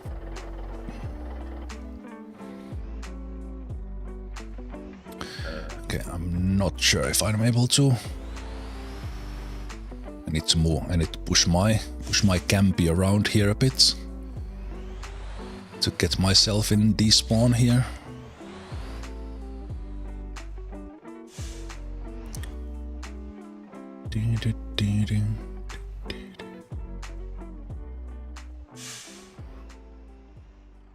Go.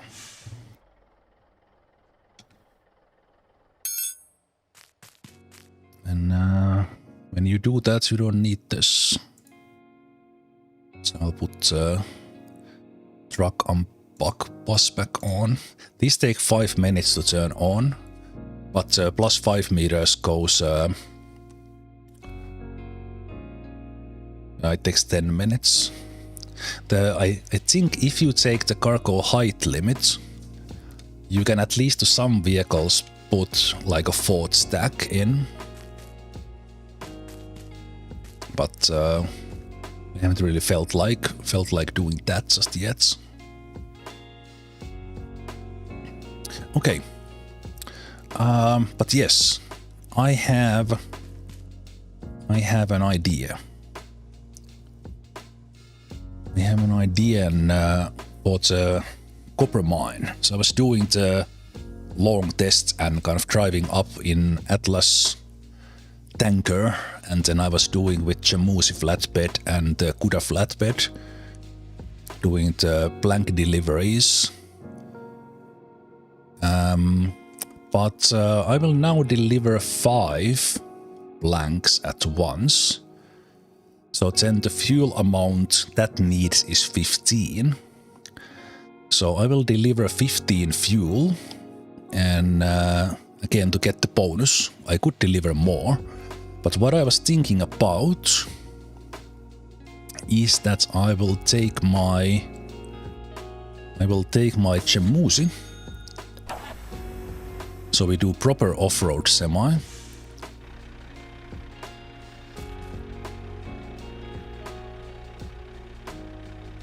And we're gonna take the 18-ton small tanker. I could pull the big one, but that's a little bit of a struggle, especially with the Jemusi, and it will probably require like a lot of winching.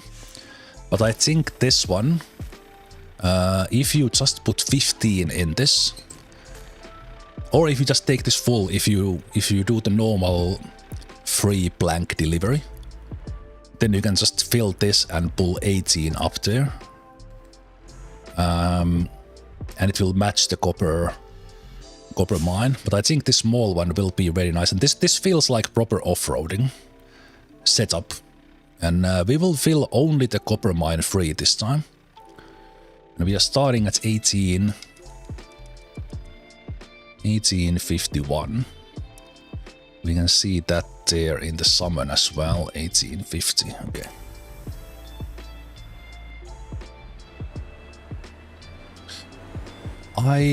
I've understood that you can to some vehicles take 4 high planks with the +1 meter, yes. But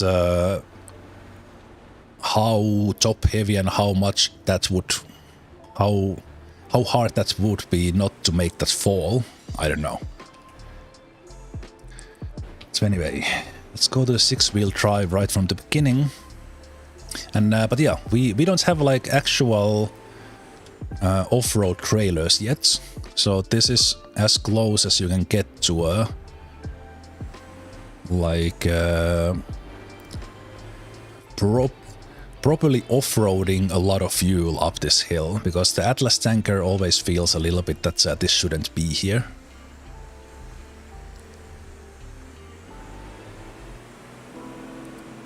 Oh, I almost made it fall there. Let's put the lock on.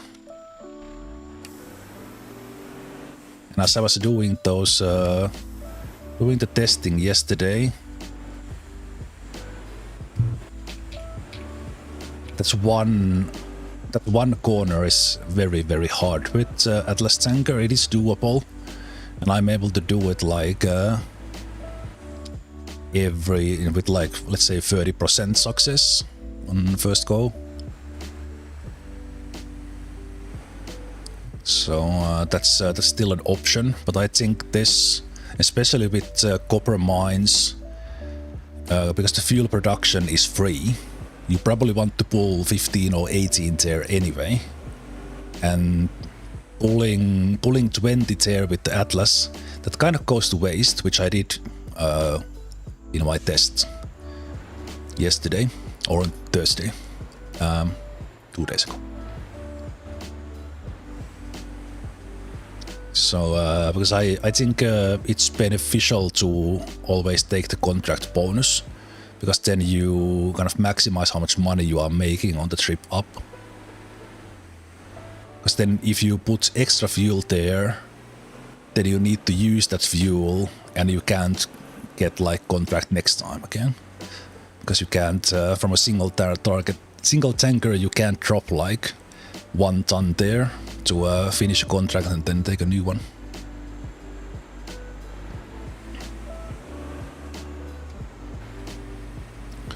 But yeah, so we're gonna do this 15 tons of fuel, and then I'm gonna deliver 5 blanks at once.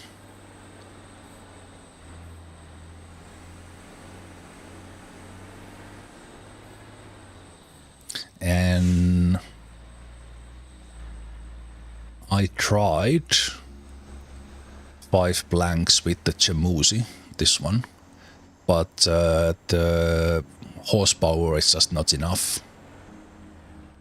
Even like, you can do it with the winch. There are a couple of hills where you basically need to winch like for 10 minutes. So instead of that, we're gonna go with ultimate off-roading semi Golima, which should have no place on these roads, but it just works.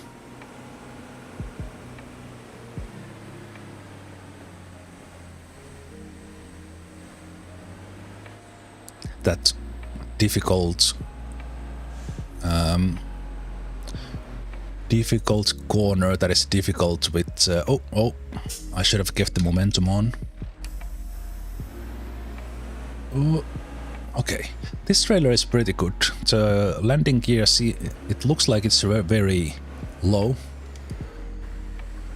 but because it's short, it's not as bad. And this also has a very low in the back, but because it's close to the tires, there's no overhang. I think the bigger version, the 28 liter, is much worse, because that bumper is so much behind. This is like right behind the tires, so it's basically never gonna get stuck. I think even this shortcut is doable with the Jemusi. Let's see.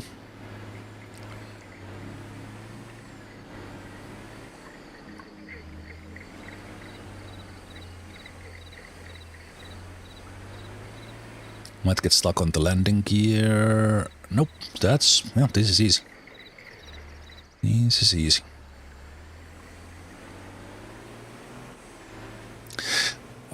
This trailer, I had seen some videos with people with this trailer, but I was like, I didn't see it in the trailer shop.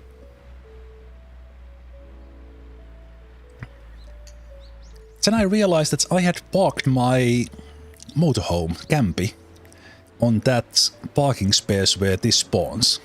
So this never appeared in the shop because the space was taken. So then I moved my Campy and this will plop. Now you can buy it.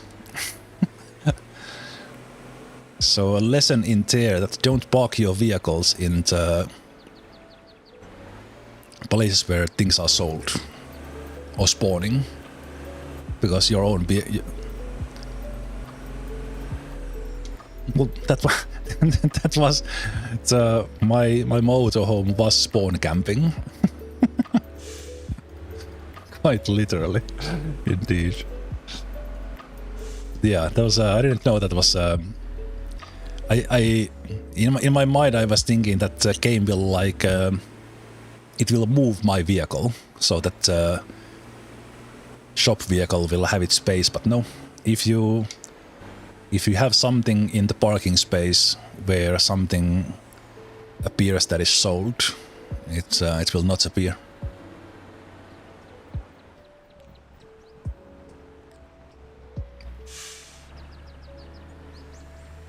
We'll get to the tougher parts soon-ish.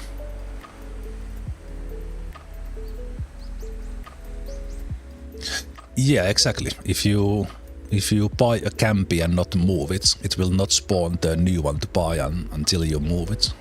Oh, there it moves it eventually. Okay. Interesting. I always, when I buy a Campy, I either respawn it somewhere else right away or move it if I buy multiples. Oh, interesting. Interesting. I am not sure is the reason possibly because my Campy has been on that spot when the updates happened. Or something, I don't know.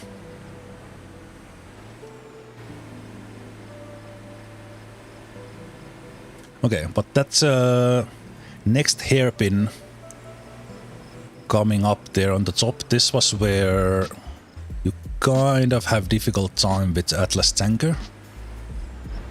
But I think this one will get through just beautifully. But let's see if I'm right.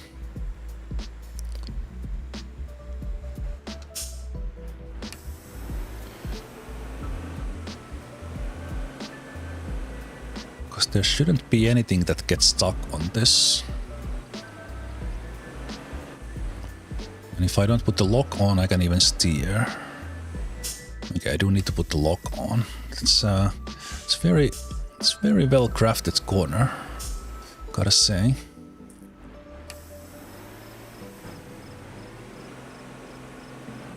Oh yeah. The lock takes and with a six-wheel drive lock, you can bump the acceleration to get the steering. Otherwise, you will just push forward. Yeah, that was easy. I don't think there's any chance to get stuck there with Jemusi and this trailer. I think I raised the trailer like a couple of centimeters, but I didn't even put it on 10. Because of the back bumper is so close to the tires, that's not gonna get stuck. And then kind of the same thing with the landing gear as well, because this trailer is so short. Even that the landing gear is low, it's not gonna get stuck like it often does with the long ones, because if the Jemusi makes it up, it kind of brings that trail landing gear together with it. At least that's my thinking. And also, by the way, for this trailer, as you see, I have those. I made those with the decals, the flame or the fuel markers. Even that this is shorter, I was able to take the decal setup with the export-import from my longer tanker. The only thing was that this sideways, kind of the coordinates start from the back. So that is kind of a little bit more forward because I placed it in the middle, in the longer one. But the decal export import is really nice. Okay, this is a little bit harder.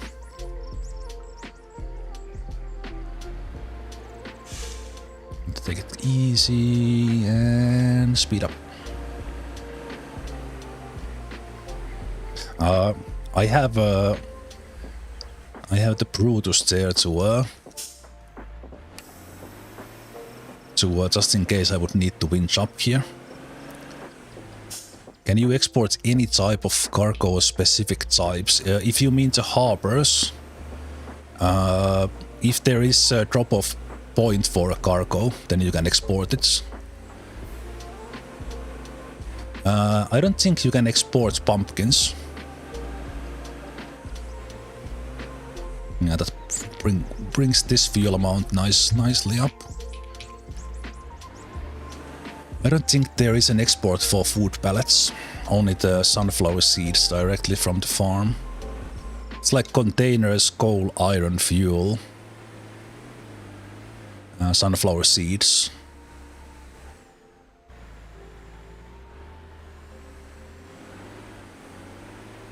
Steel coil, steel beams.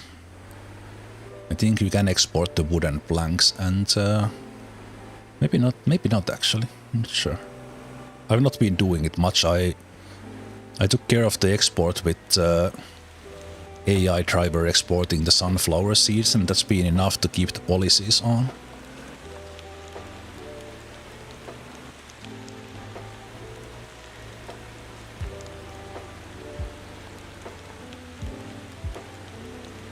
This is very enjoyable, relaxing drive. Kind of a no. I think you can tip this to the side, but it's in these speeds and kind of just driving carefully. It feels very stable. The Jemusi would be able to use the winch if you get stuck. I'm super happy with that. This works as well as it has. I even had to use the lock mode just a couple of times because this is not that heavy load. But the more you try to pull, then you will get into a little bit of struggle. But it's now been 13 minutes.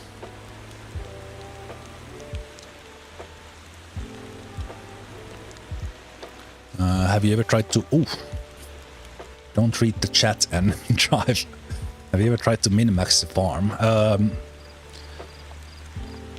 If you mean like the pumpkin farm, not the sunflower seed farms, I have put stuff there when I was kind of when I've been doing the fuel runs. Like I've been delivering, usually because there's the Nox and fuel storage, and then there is it Orange Farm? That usually gets the fuel if I do it, even though it's only 5. If I want. Okay, I will try to take this shortcut here. This might be end to a clean run.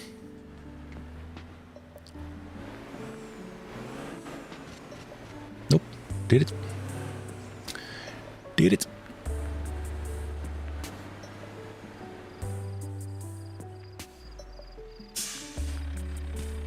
But for the sunflower farms, I have not done anything. So now, because we brought 5 planks,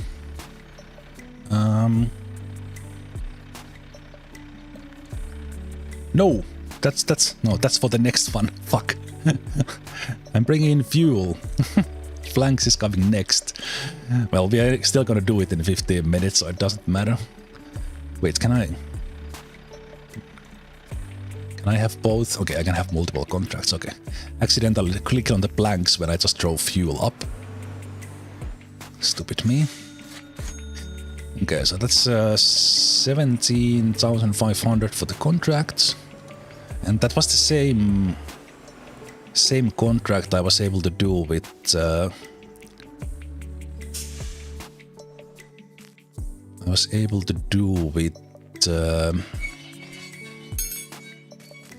Atlas. So now we're gonna do the planks. This, I did this couple of times. It is very much doable, but it's not easy. But I almost think, especially with this particular truck, it should not be possible at all. But it somehow is, and because this has the power. So we're gonna take the show bed 10, because this one can fit 2 stacks of planks. We're not gonna take 6, because again the contract is for 5, and I think kind of between 5 and 6 the tonnage gets such that this will start to struggle. 6 is probably doable, but since 5 is easier, let's do 5. Total weight 37.7, and it is now. We did the fuel delivery in a little bit over 15 minutes. And we are now starting this in 1907.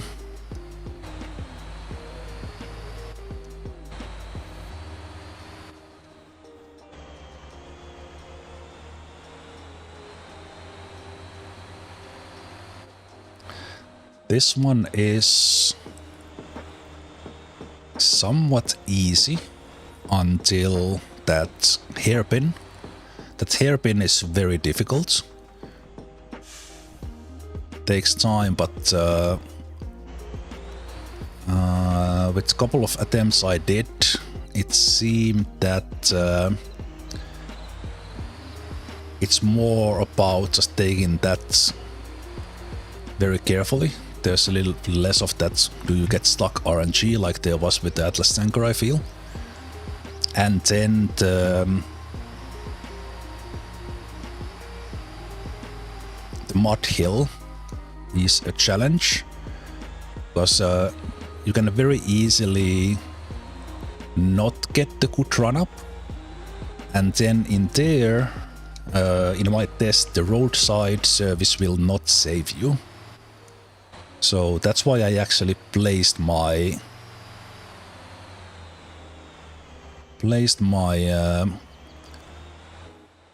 winch rescue vehicle there, so that if I get stuck on there, like I did when I was practicing, you can winch yourself up.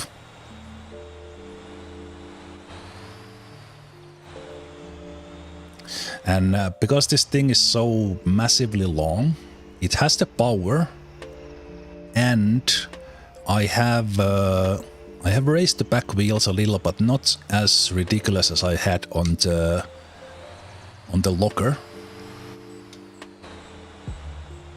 But I think this works because the Golima has so much weight in front.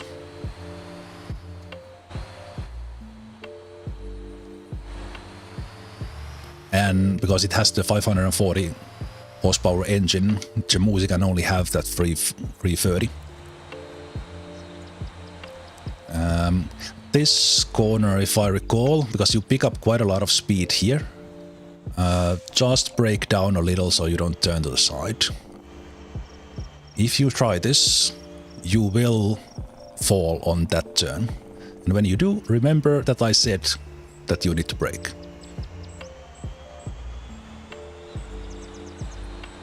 And then after that one fall, remember to start braking. Same here.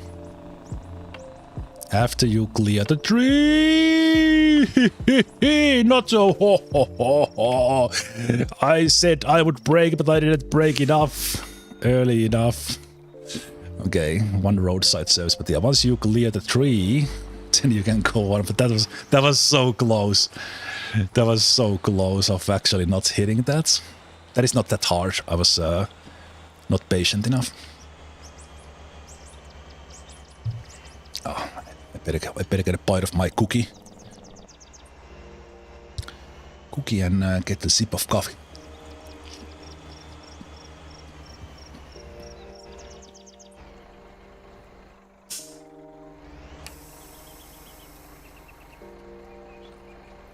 Okay, I just made this very difficult.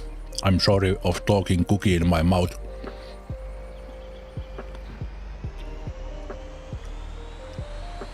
I was unable to eat a cookie and accelerate at the same time.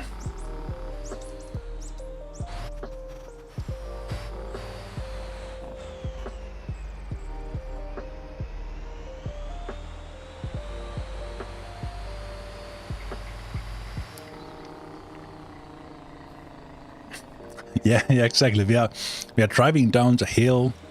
We are going up a hill in a massive, as clunky vehicle as you can think, and then we fall over into normal curves.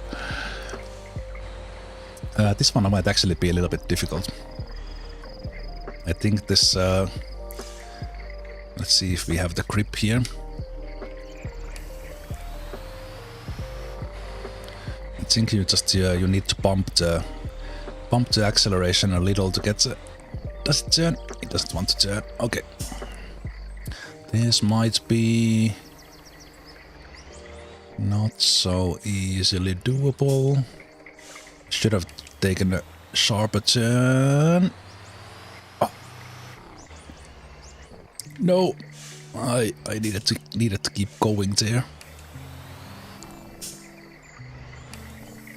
Okay. Little bit of grip. I think they're a little bit to the left. Taking more direct angle would be where you actually need to go. This really wants to flip here. I think I need to redo this. Because from here it just doesn't trace. Okay, let's see if I can get this back without tipping it over.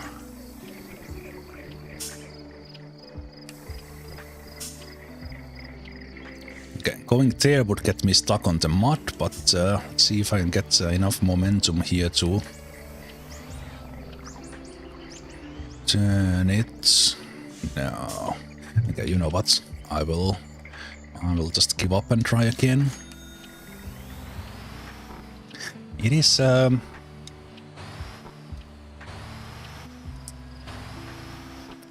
I was doing my practice run, this was not the part where I struggled.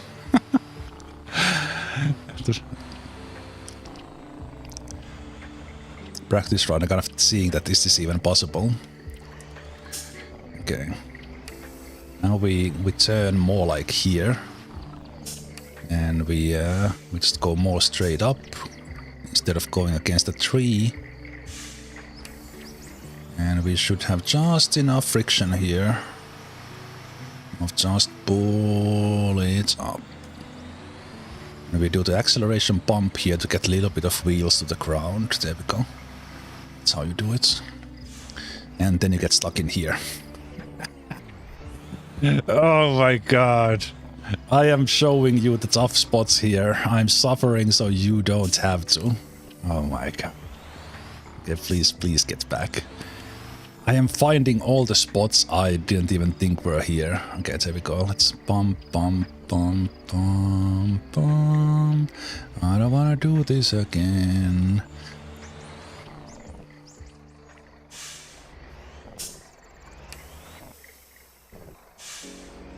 Yeah, this is where having a little bit of raised wheels in the back would actually go a long way.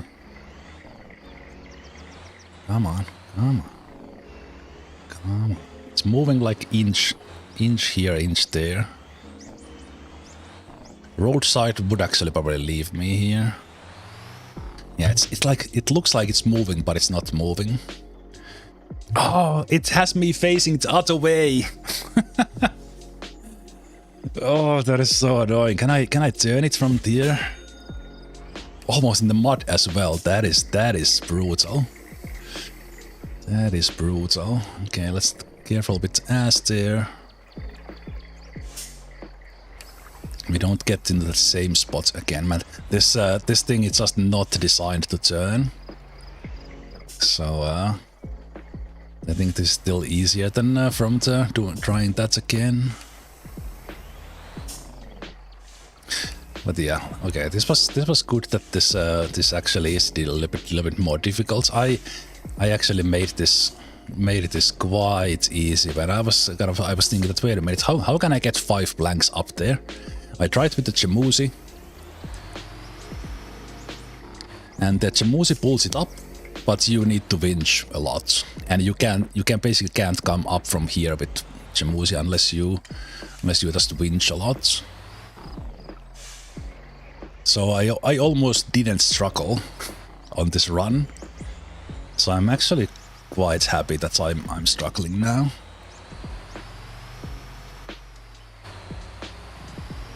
Okay. Obviously you don't need to take that shortcut. I probably wouldn't, coming now that I saw that it's actually there's quite many spots there that can fail. But it does save a lot of time, and that muddy part is not super easy. Because you can drive into that spot where I got stuck the last time from the truck's belly. And maybe raising the Golima a little bit, and you wouldn't get the belly stuck there. Not sure.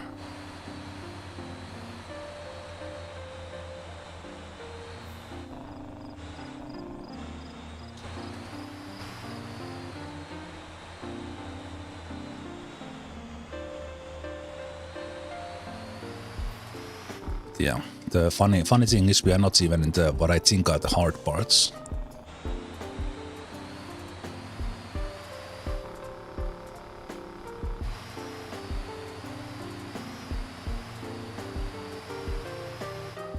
But that's one thing I like about this game. Even that after I started doing that shortcut there, shortcutting the lake both ways.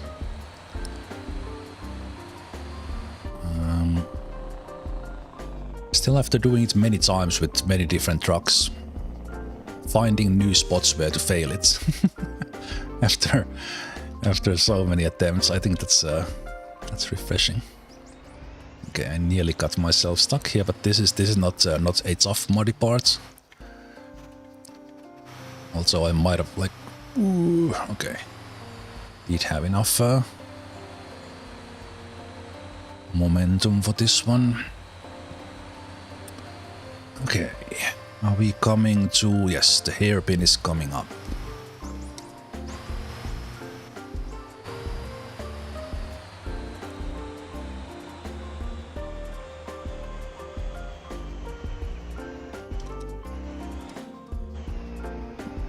Completely failed the gears there.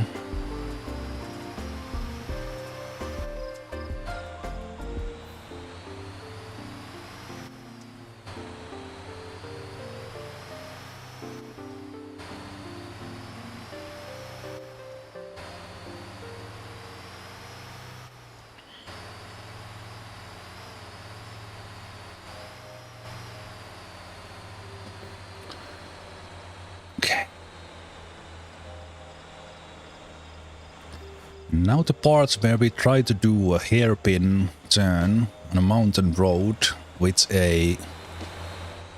I don't know how long this truck is, 8 meters.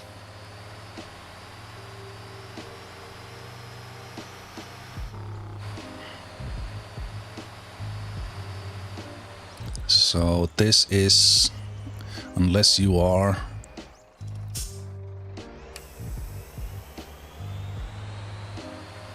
master trucker, this is where you will struggle,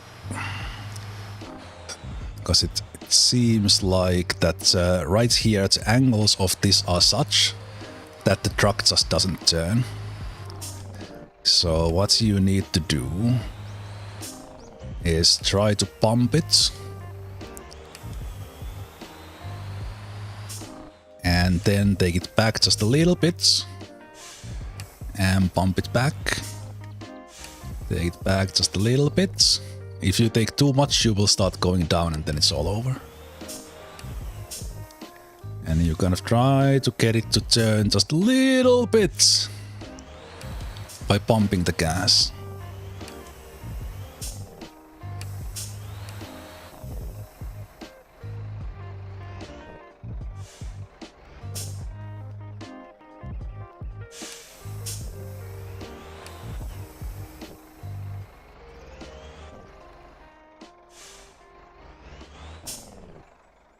Okay, that was a good turn. If I can get up now. Kind of going down, I got the ass to a slope that turned it. So that's the first part, and now the last. The second, I should say. Here you can get, if you can get tire. Oh, nice! Hell yeah. Okay. That's how you do it.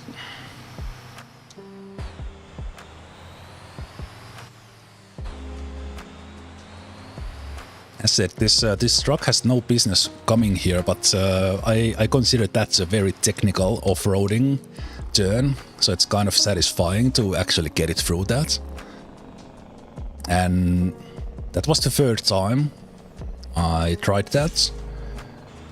On the first go, I was not controlling how much I fall backwards, so it tips very easily there. The angles are very nicely created to that curve to make it very difficult, so that it falls to the side very easy. But that was great. That was fantastic. And then we have one really difficult part, which is the muddy hill. And that's kind of where I don't have a recovery chance. It's either goes or not, and then if it's... I think my left tire was like centimeter on the bridge there. I didn't want to stop and look.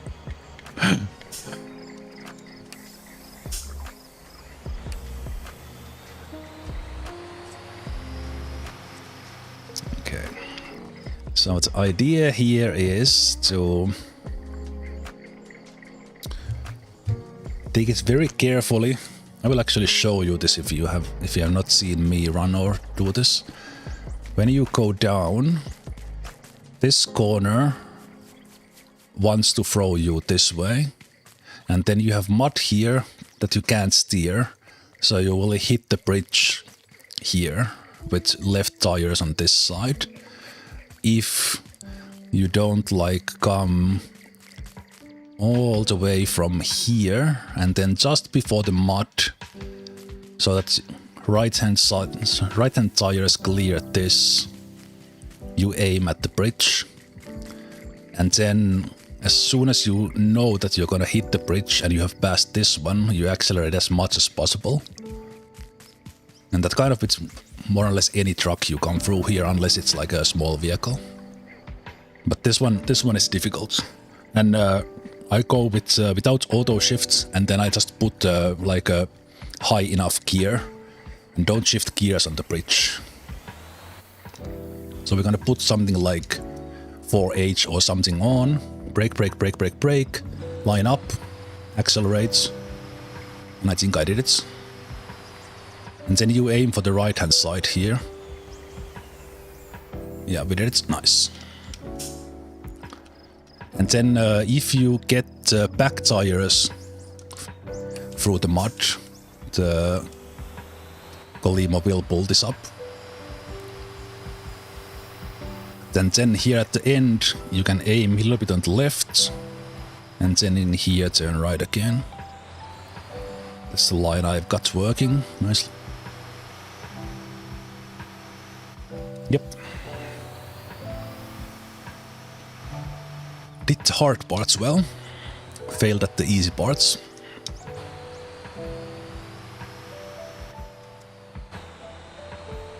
There's still a struggle here, but Golima does this rather well. With the Jemusi pulling planks where it is doable, this will be quite a struggle, but this works surprisingly well.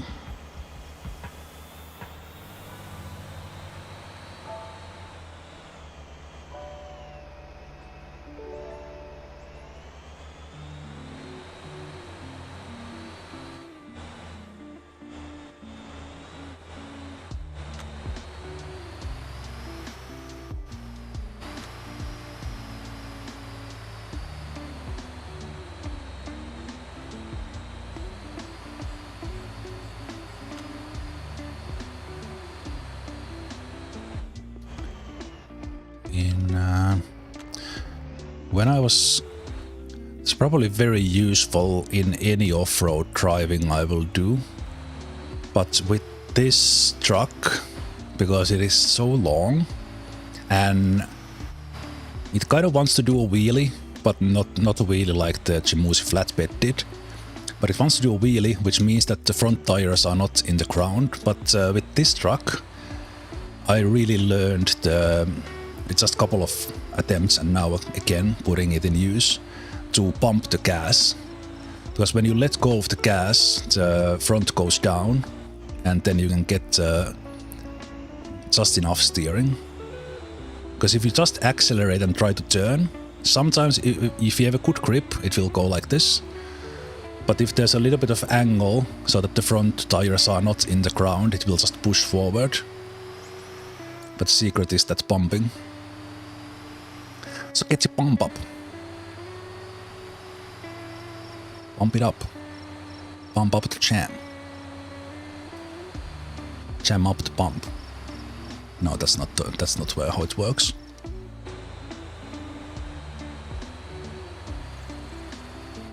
One of my favorite spots in there. So we get like a nice view of Gwangjin, little bit of a draw distance. More there and that would be even more beautiful. So I hope to... Okay, can I do the shortcut? Oh, right. Warning. If you try to do the shortcuts, those where those bushes are directly in front, there's a massive slope there, and it like auto flips the car. No matter how stable you have it, if you go from there where the yellow grass is, the car will just flip to its side. I had that when I was testing this. Okay, okay, that's a fail. Because here we are probably stuck. It doesn't move forward or back no matter what I do. Always need to take the... I wish I didn't even start learning the shortcuts. Because when I do a shortcut, then I have to do it, and in the end I don't even save time. Okay, is this actually easier?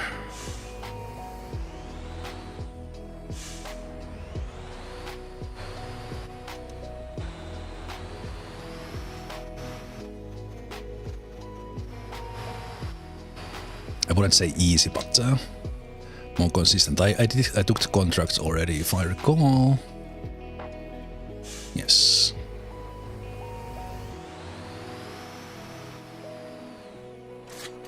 Ka-ching! So 8,000 for the delivery and 21,600 net for the contracts. And that was in with all the failures.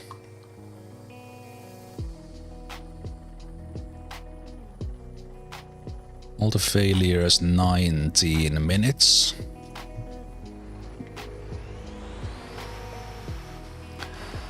So that's about the time it took me on average to bring in 3 planks.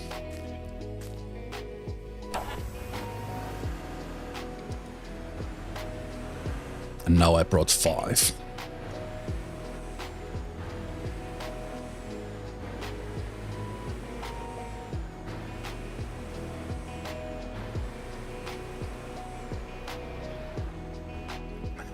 Jemusi Semi empty is a heck of a fun car to drive.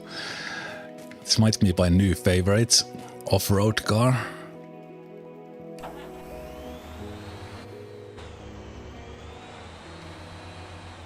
Okay.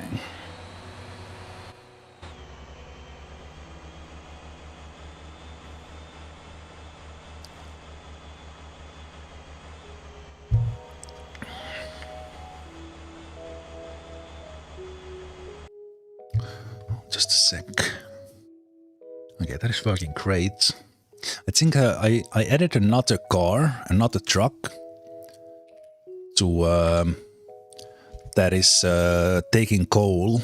So basically I have a separate car for that is bringing either iron or coal. It makes it big from the DASA. And then I have one car that is bringing just coal. So I have 2 dump trucks importing from DASA to create steel. So I have a nearly full H-beam already, but the coal is continuously empty. And I have 11 steel coils already. And I had a truck filling the limestone, but it's not running at the moment. So that is eating a little bit on the export-import points.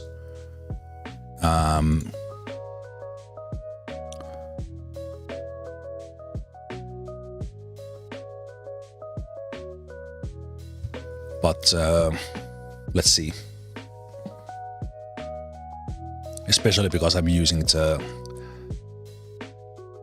policies for less condition usage. But I don't really need these, to be honest. My depot system full. So what I really hope that is added here is a company car running cost decrease. So that you can save like 5%, because that's instant, like 5% profit from the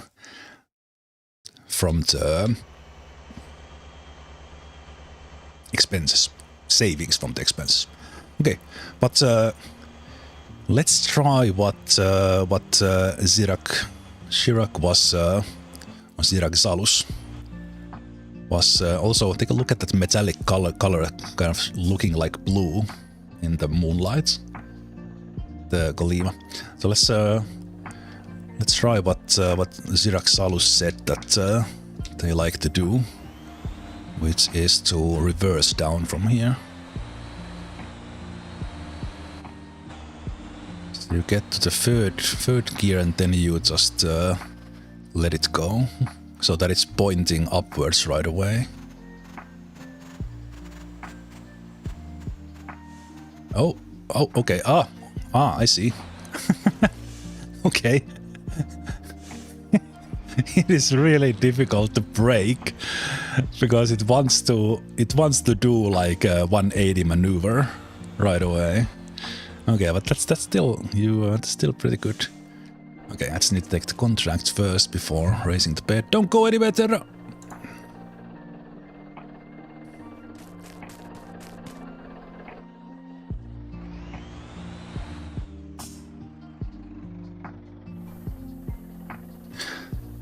So now from 5 planks and 15 fuel,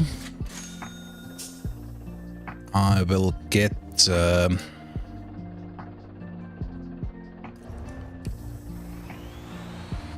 will get 150 ore. So it's not even like right now, but then of course when I continuously supply this same mine, instead of doing all 3, what was I doing in my first test? In the next time when you do the same thing, there will be another 10 there, and then it evens out, plus the natural thing. But when you do this looks like, I think this is taking like a minute and a half, which is perfect for that production. So you can empty this in about 15 minutes and even faster. So the whole thing, if you do it really well, it's gonna take like 45-50 minutes. Let's add up those profits when we now I'm trying to break up a little bit more carefully so that I can keep it oh, wheelie.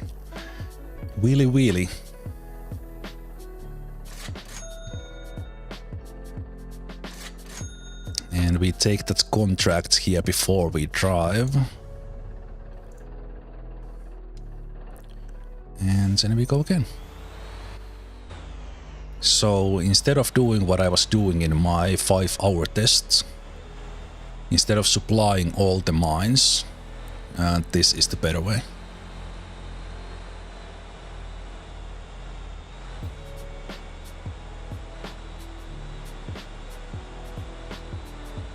My truck is in the way of the of the map, so I don't see how when it pops up the new amount.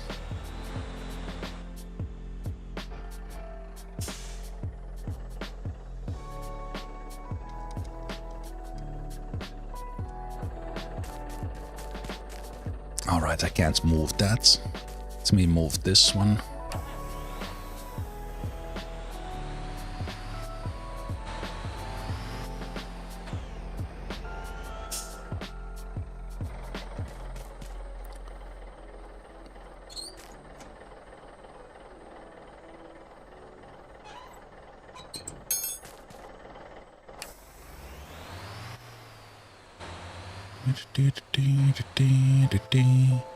Couple of minutes of the full time.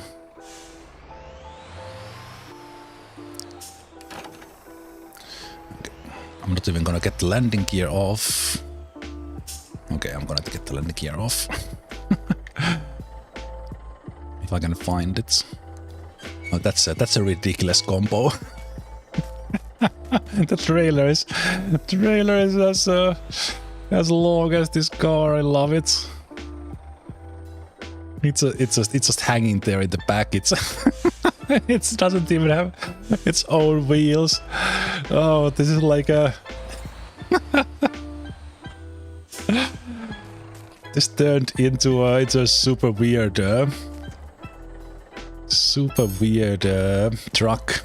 Like not a semi, but actual truck. Okay, that is hilarious. Okay, now we see the mine number in the minimap, and I already took 20. There we go. So now I see the 45 out of 50 there. Okay, so don't park your vehicles there if you want to see that.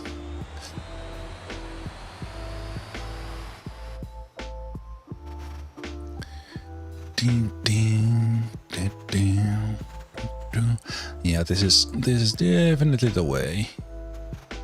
Okay. Oops. The guy in the excavator. Oh no, I took the contract. Guy in the excavator was low. He's coming in fast. 5 centimeters off. And that's why you take the contract, because it's the same key to raise the bed as it is to open the view. So then if you kind of reflexually go for a contract, you accidentally raise the bed.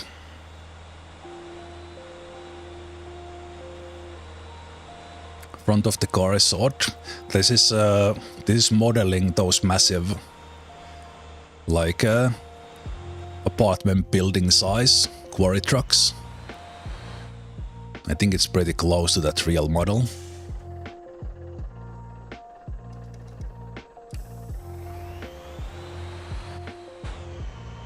In this game, this thing is small. It should be like 4 times this size.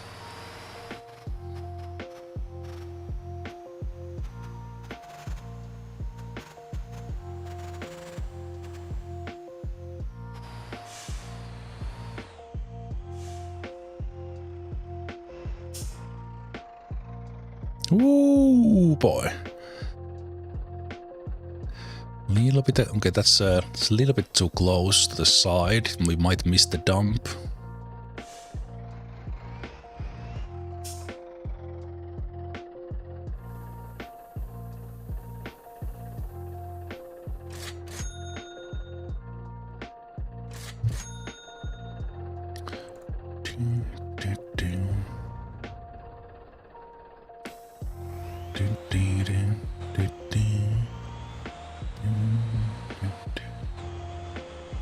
Yeah, those real life versions in some quarries of this, they are massive.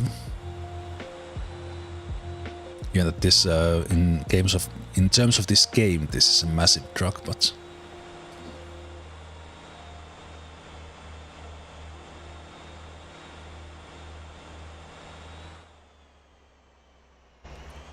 yeah, I think also that on the front of the cart here. Okay, so we're gonna get 45 and also couple. We are gonna get 60. No, I think there was a natural build-up here that makes this. It's gonna happen 8 times now. So basically, the whole thing is like just super functional there in the front. It has like the engine, and then they basically just put a place for the driver on top, kind of almost as an afterthought. It just has the massive engine on wheels, and then because you don't have to care about any like road rules, you don't need to think about wind resistance. It can be just 100% functional.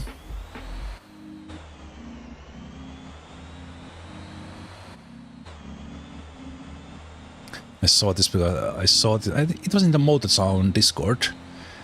There was a talk about or something, ideas about oversize deliveries. So I think it was when they were moving like the. I think it was like the space shuttle or space rocket. It was basically as wide as like 4 lanes in basically like a high 2-lane highway where you have 2 lanes or 4 lane both ways. It was that wide, and it was being pulled by like 4 trucks side to side, and there was like a real life massive constructions, and moving them is it's pretty crazy. And because at least in Finland, when there is when something like really big is being moved on the road, it is moved at night. But there's like a warning about it, that during this time, these hours between these places, there is oversized cargo moving. And sometimes they do these like super long ones, so that they have to so that they can take the corners and stuff. They need to really plan it like really long, like 70-80 meter long constructions. If they build like a massive like a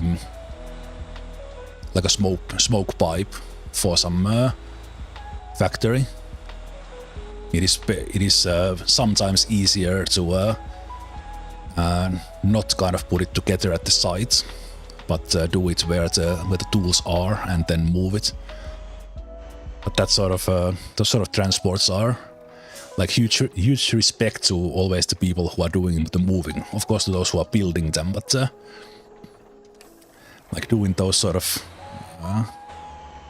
transports is because it takes a lot of people, a lot of planning, and then of course the driver and the escort vehicles and stuff. Because sometimes they basically need to take apart some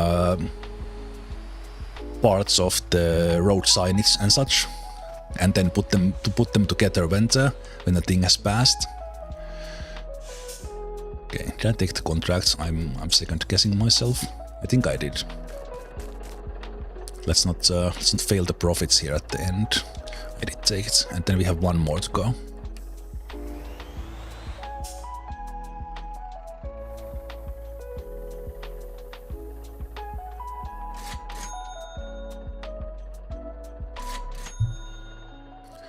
$19.46. One last contract. Where I live, I like to watch wind turbines being shipped. The blades and tower parts separate, but it's still magnificent undertake. That is true, yeah.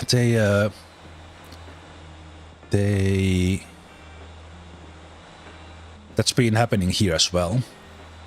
I think lately where the wind farms are being built, they are usually planned Basically, the wind farms are planned to be so big that it makes sense for them to set up the whole construction somewhere nearby, because they're gonna do so many of them. But when kind of wind power was starting to ramp up, there were a lot of those in Finland as well, moving those massive towers and blades.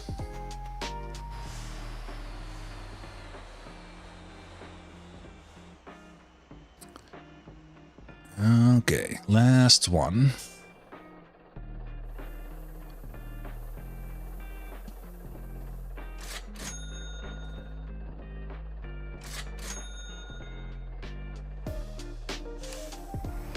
I didn't check the starting money, but we can do the math.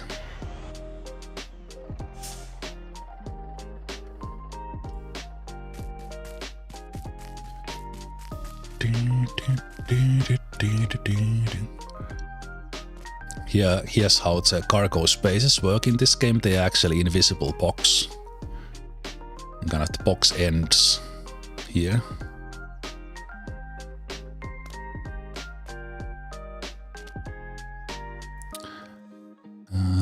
Anyway, let me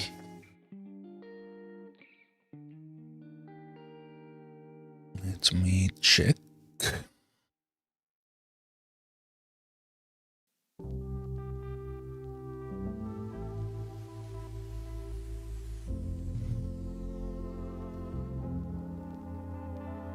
Let me check the spreadsheet. So we do 15 fuel, 5 planks. We deliver 5 at the time.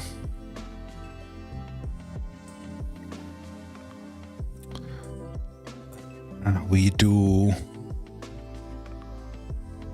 150.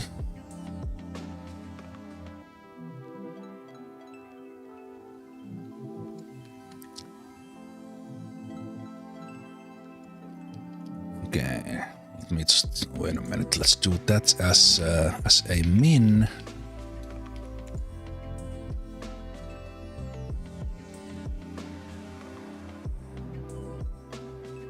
It needs to be round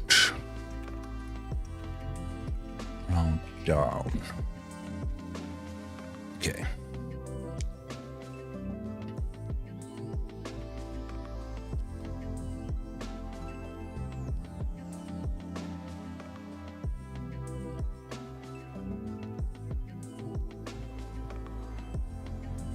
Okay, so that is...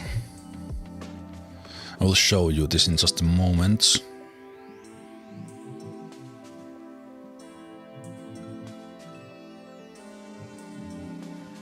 Okay, so when did we start?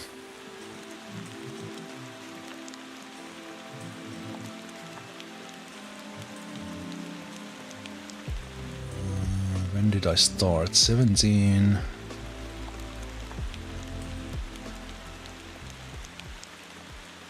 Summon. There's the wooden planks. So I started at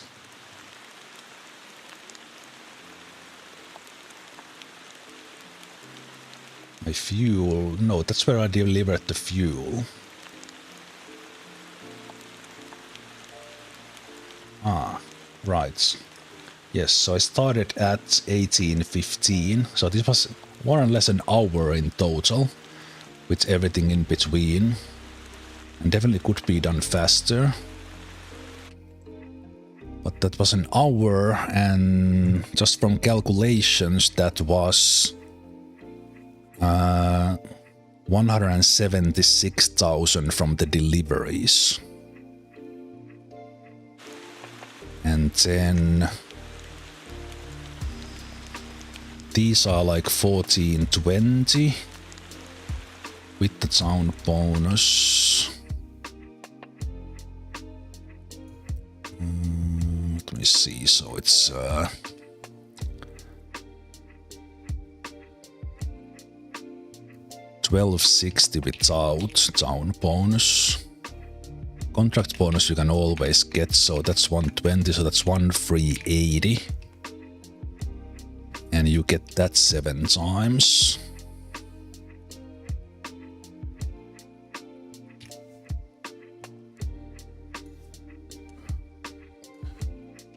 Or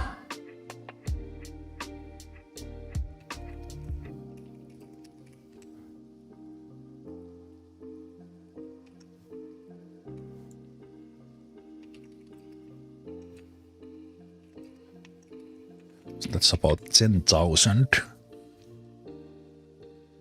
And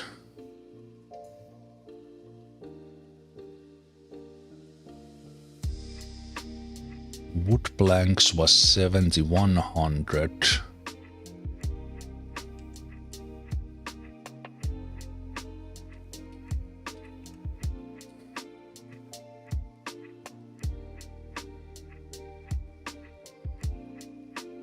WoodPlank.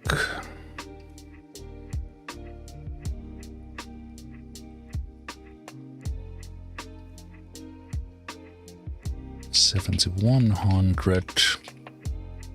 And you can always get the contract bonus then, so that's 710. 7,810.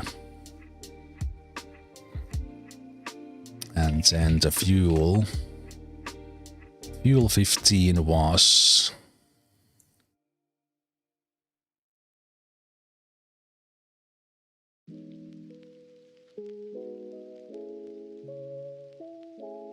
6,885. 675 contract bonus.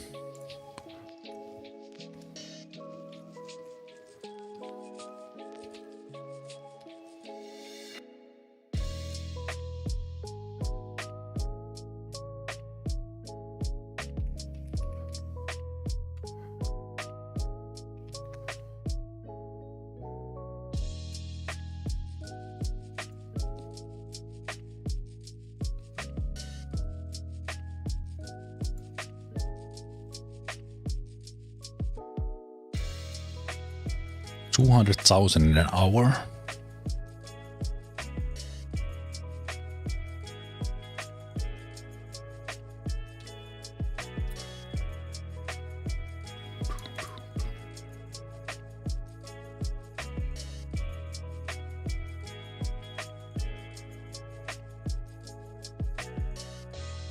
We have delivered 15 fuel. We get 5 production for that one. We delivered 5 wooden planks, so we made 2.0 deliveries, and that nets into 150 ore, which is 7 for the 20 ton bonus with 10 extra, but I'm not counting that now. So we get 151,200 from the ore contracts. That's net. And if I'm counting per delivery here as well, so that's basically how much it's worth it to come up the hill. So in total we made from the contracts 176,200. So basically those deliveries are worth 88,100. And because I tested this, the copper mine free, you can empty that or deliver the 20 from there with Terra in a minute and a half. That's the fastest. And the copper mine 2 takes like 2.5 minutes or 2 minutes 15 if you do it really well. And then the copper mine 1, which is like the furthest down there and then you need to drive up, that takes about 3 minutes or 3.5. So it's twice as fast to do and feed only the copper mine free. And we made this total 200,000 in an hour. And I think if you do a little bit of less yapping on stream, and you learn to drive those well, those can be done in 15 minutes, so let's say 20 minutes each, and then the emptying is 15 minutes, so it's about like 50 minutes is probably pretty easy. So compared to the 5-hour test that I did, where I did 9 deliveries, which of course takes a long time, and then I did 3 mines and some things in between. Overall, that took 5 hours for 540, and I now did, let's say, if I continue to do that, I had the fuel and the planks ready. If I did that 4 times, I could probably do it kind of on a relaxed pace in 4 hours and deliver 600 ore. Like if I really wanted to. Okay, now we need to get copper ore done. Okay, enough spreadsheets. But yes, I think that's if you are playing a single player and kind of it doesn't matter like that you only use 1 mine, just fill this one, because this is 1.5 minutes. This takes 2.5. This takes maybe 3 or 3.5. Of course, kind of these naturally fill, and then you can just empty those every now and then. But I wouldn't. Even that I did it on that 5-hour test because I wasn't really thinking. But that's the way you supply and then you empty. You supply, then you empty, instead of supplying everything you want to do at once. To be a little bit more efficient. That was good. Very nice. Very nice. So now I have a ton of ore there from all these tests and such. I think it's funny that how the dumpy boxes work. That it's actually invisible here, invisible box. With steel coil amount that I have made, I think I'm gonna go and make a delivery from there to the 20 megawatt transformers. Because I need to deliver just 1, and then the copper rods.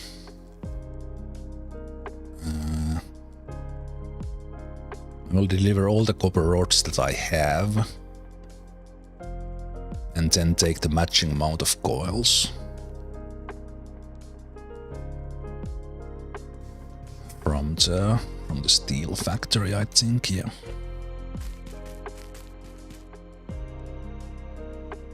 Nah, how was I with? I've bought a lot of online contracts to. But this is like almost 300,000 on contracts here to be able to see things. Easy.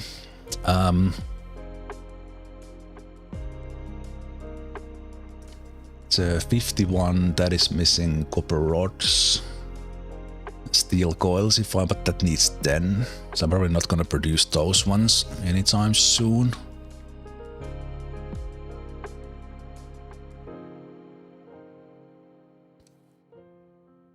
Go see, do I need to bring copper ore over, or do I have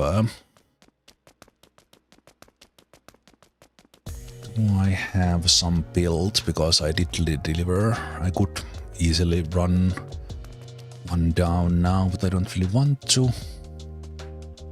Okay, I have 6 done. Very nice. Because 3 concentrate turns into 6, so when you bring in, for example, 17 with Atlas, it turns into 5 with a couple of extras. Okay.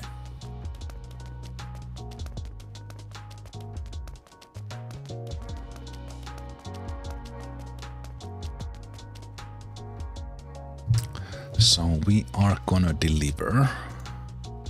Let's see, 20. Let's say we take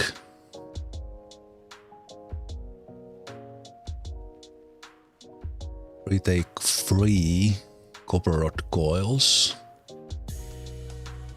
Then I would need 9 steel coils, which is 7 more. It's a pretty reasonable load. Because I don't need to bring beams, I already brought those in.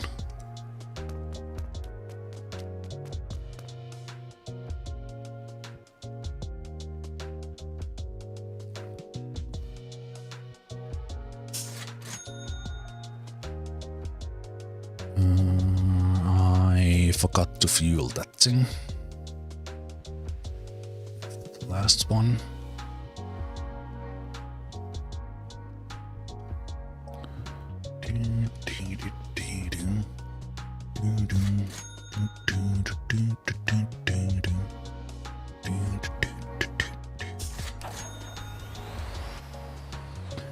You know what? Based on that, what I was doing last time.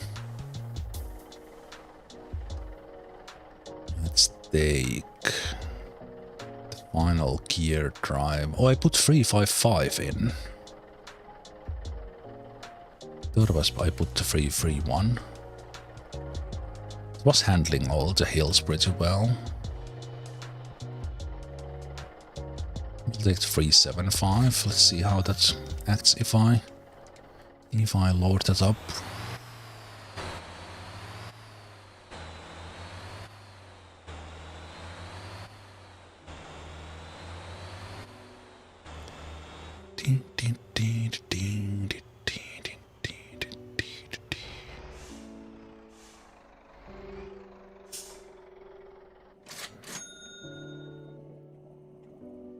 So this is something that I might do on another day. Think about it.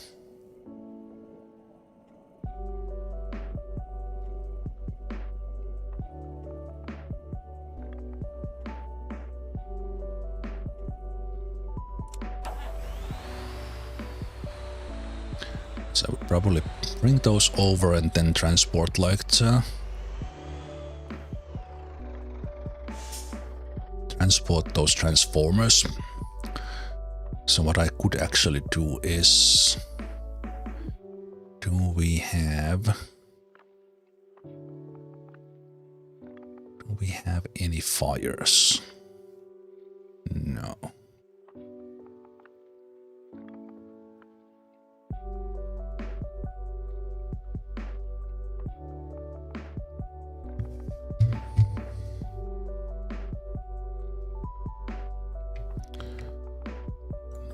At the moment.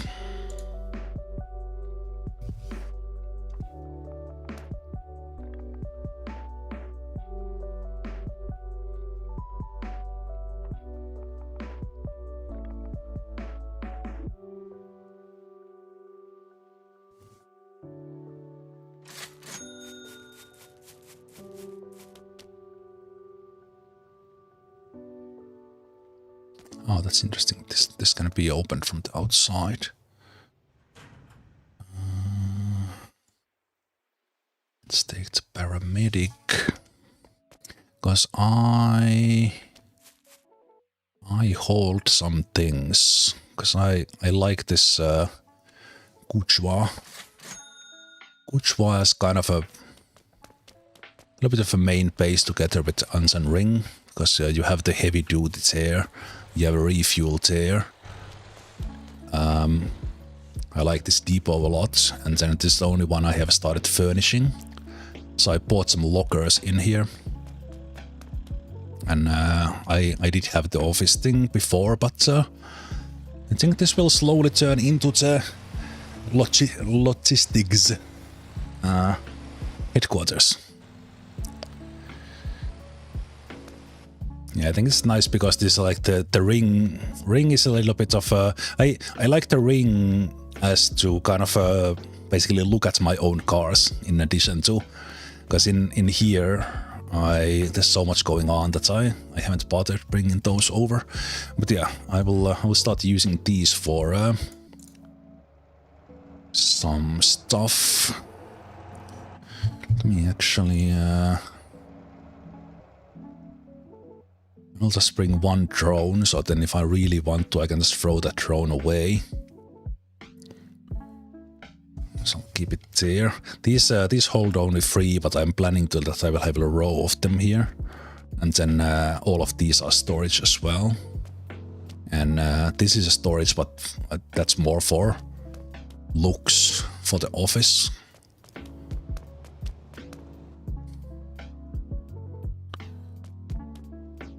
But do we have some nice search and rescue? Oh, there's one right there. That's relatively easy. There's one here. Oh, interesting. I wonder if can the rescue be in the city? Yeah, let's go do this. Should be easy to find.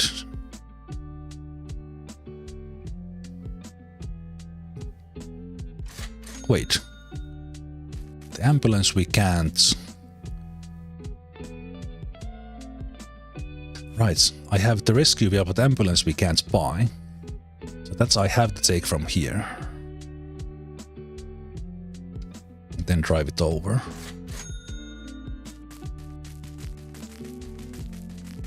Oh no. No. The fire truck we can't buy. So I do have this. Right. I keep forgetting what I have. I got mixed up because the fire truck we can't yet buy. Okay. So we are already in the area, but I need to drive there.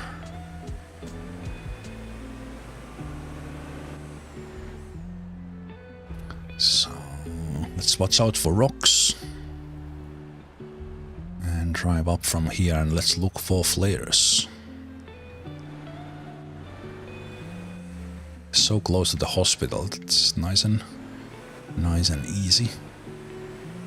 Well, not necessarily easy the search itself, but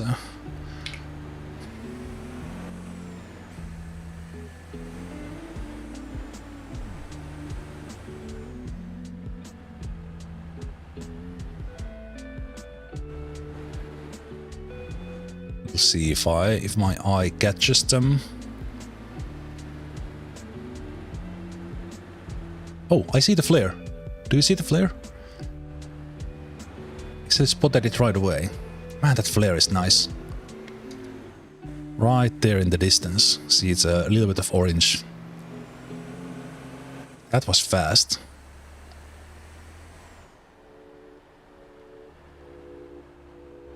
I see you, buddy. I see you. I think I could drive there directly and pick them up, but I think there's just something about picking them up. A little bit of roleplay. How you doing, buddy?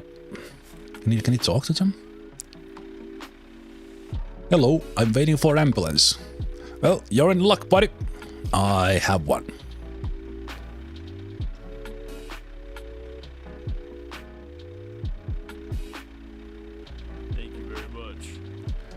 How did I throw them in the top? I don't know. There were easier places, but I put them up there.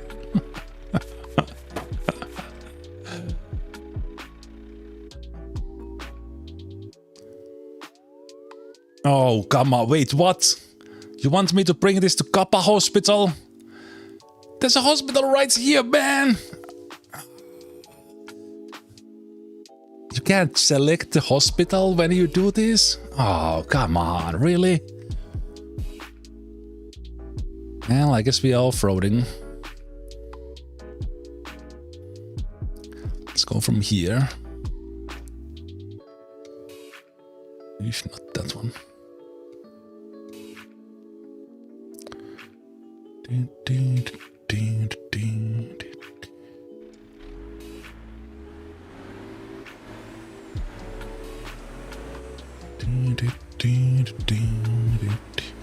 There's no timer. The guy can't die. So let's go.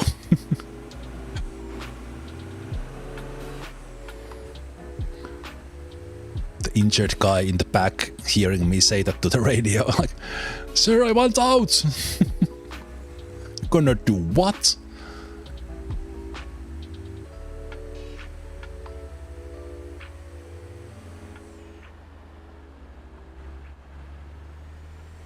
But yeah, I think even with the flares, the search and rescue is a little bit of a hit and miss.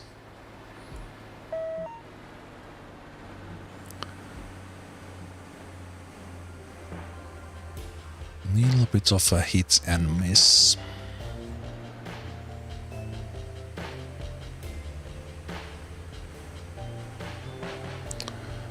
Ding, ding, ding, ding, ding, ding, ding. Yeah, without without the flare. All right, the patient was laying. They were not sitting up. True, they like you could basically lose them in the grass. As a first version, that was that was just too hard. Like this is actually doable, but I would like that it's all you can either select the hospital,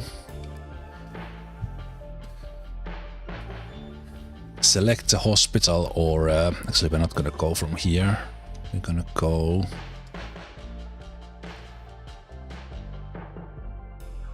from here. Get this gap.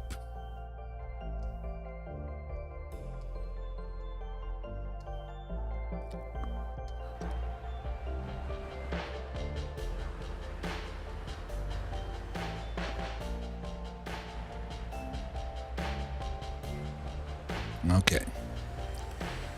What do you guys think? Will I... Or let's say when I hit a rock on this trip, will we do like a frontal somersault forward, or will we do barrel roll? It's not a question of whether or not I will somehow find a rock to hit, but how much will we fly?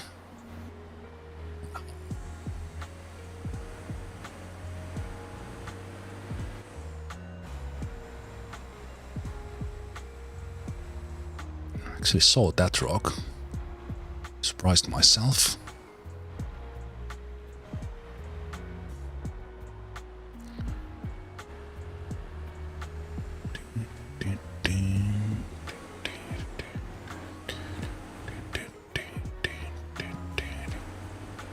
Okay, these rocks are not that bad. The desert is the worst. In here, the rocks actually don't pop up as much, as in like pop in. There was a little bit of that in the desert, that you couldn't even see the rocks in place before you already drove over them. So I don't know. I might actually. Okay, I was about to say I might actually make it through without hitting a rock, and as soon as that thought crossed my mind, I was hitting a rock.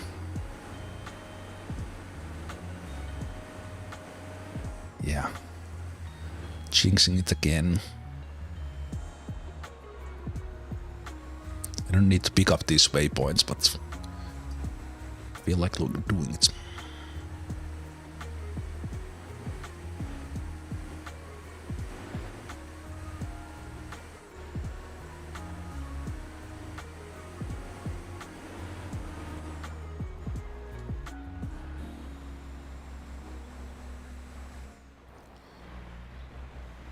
I was just what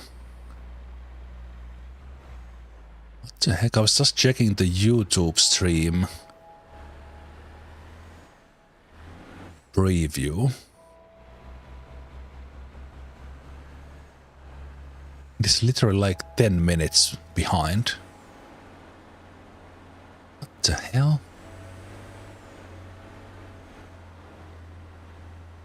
Okay. Hope the stream is okay for archival purposes. Like to begin with, I wonder if there's been some error. We haven't had any glitch on Twitch stream side, I assume. There's not that much active chatting, but I think some of you were there this whole time and there were no issues in like the last 2 hours. Which stream preview looks okay. No frames missed. Okay, but yeah, that's scary. I know it says because of quality settings there is a delay on the YouTube stream, but in the end it's better for the archival purposes as it's higher quality. But if the delay is that big, that's crazy.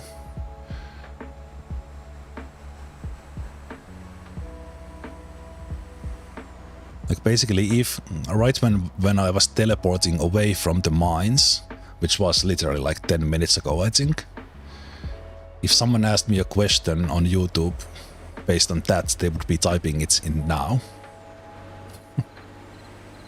It's wild.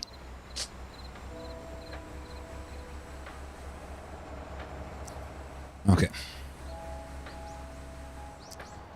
That's just I'm scared that there has been like a one moment when the YouTube stream has been basically stuck. I need to find it in the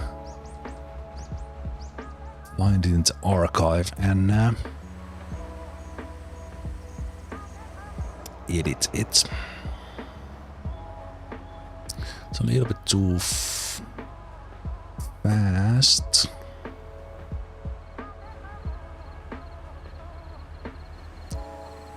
Alright, I have sirens. The police is actually slowing down and giving me space.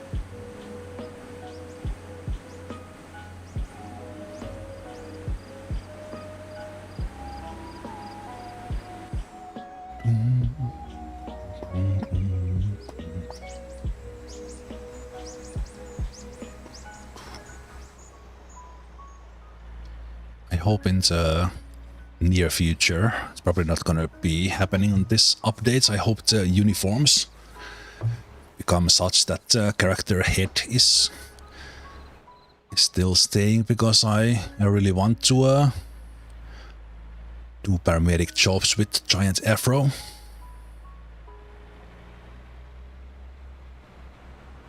So now it always changes you into one specific model when you put it on. Okay, you are delivered.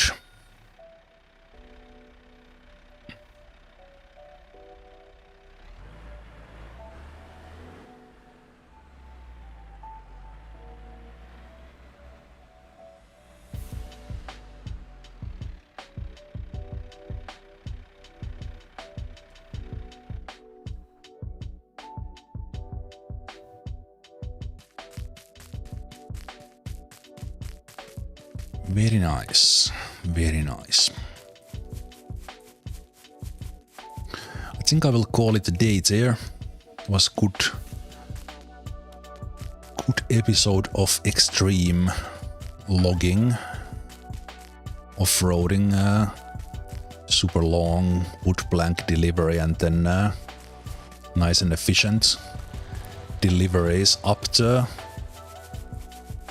mountain for the copper ore, kind of refined version of that test a couple of days ago. Yeah, you often like to join Bob here for barbecue. Bob makes smacking good hot dogs, so we're gonna have some with Bob. And oh, I haven't tested. Does the wave work when you are sitting down? Oh, it does.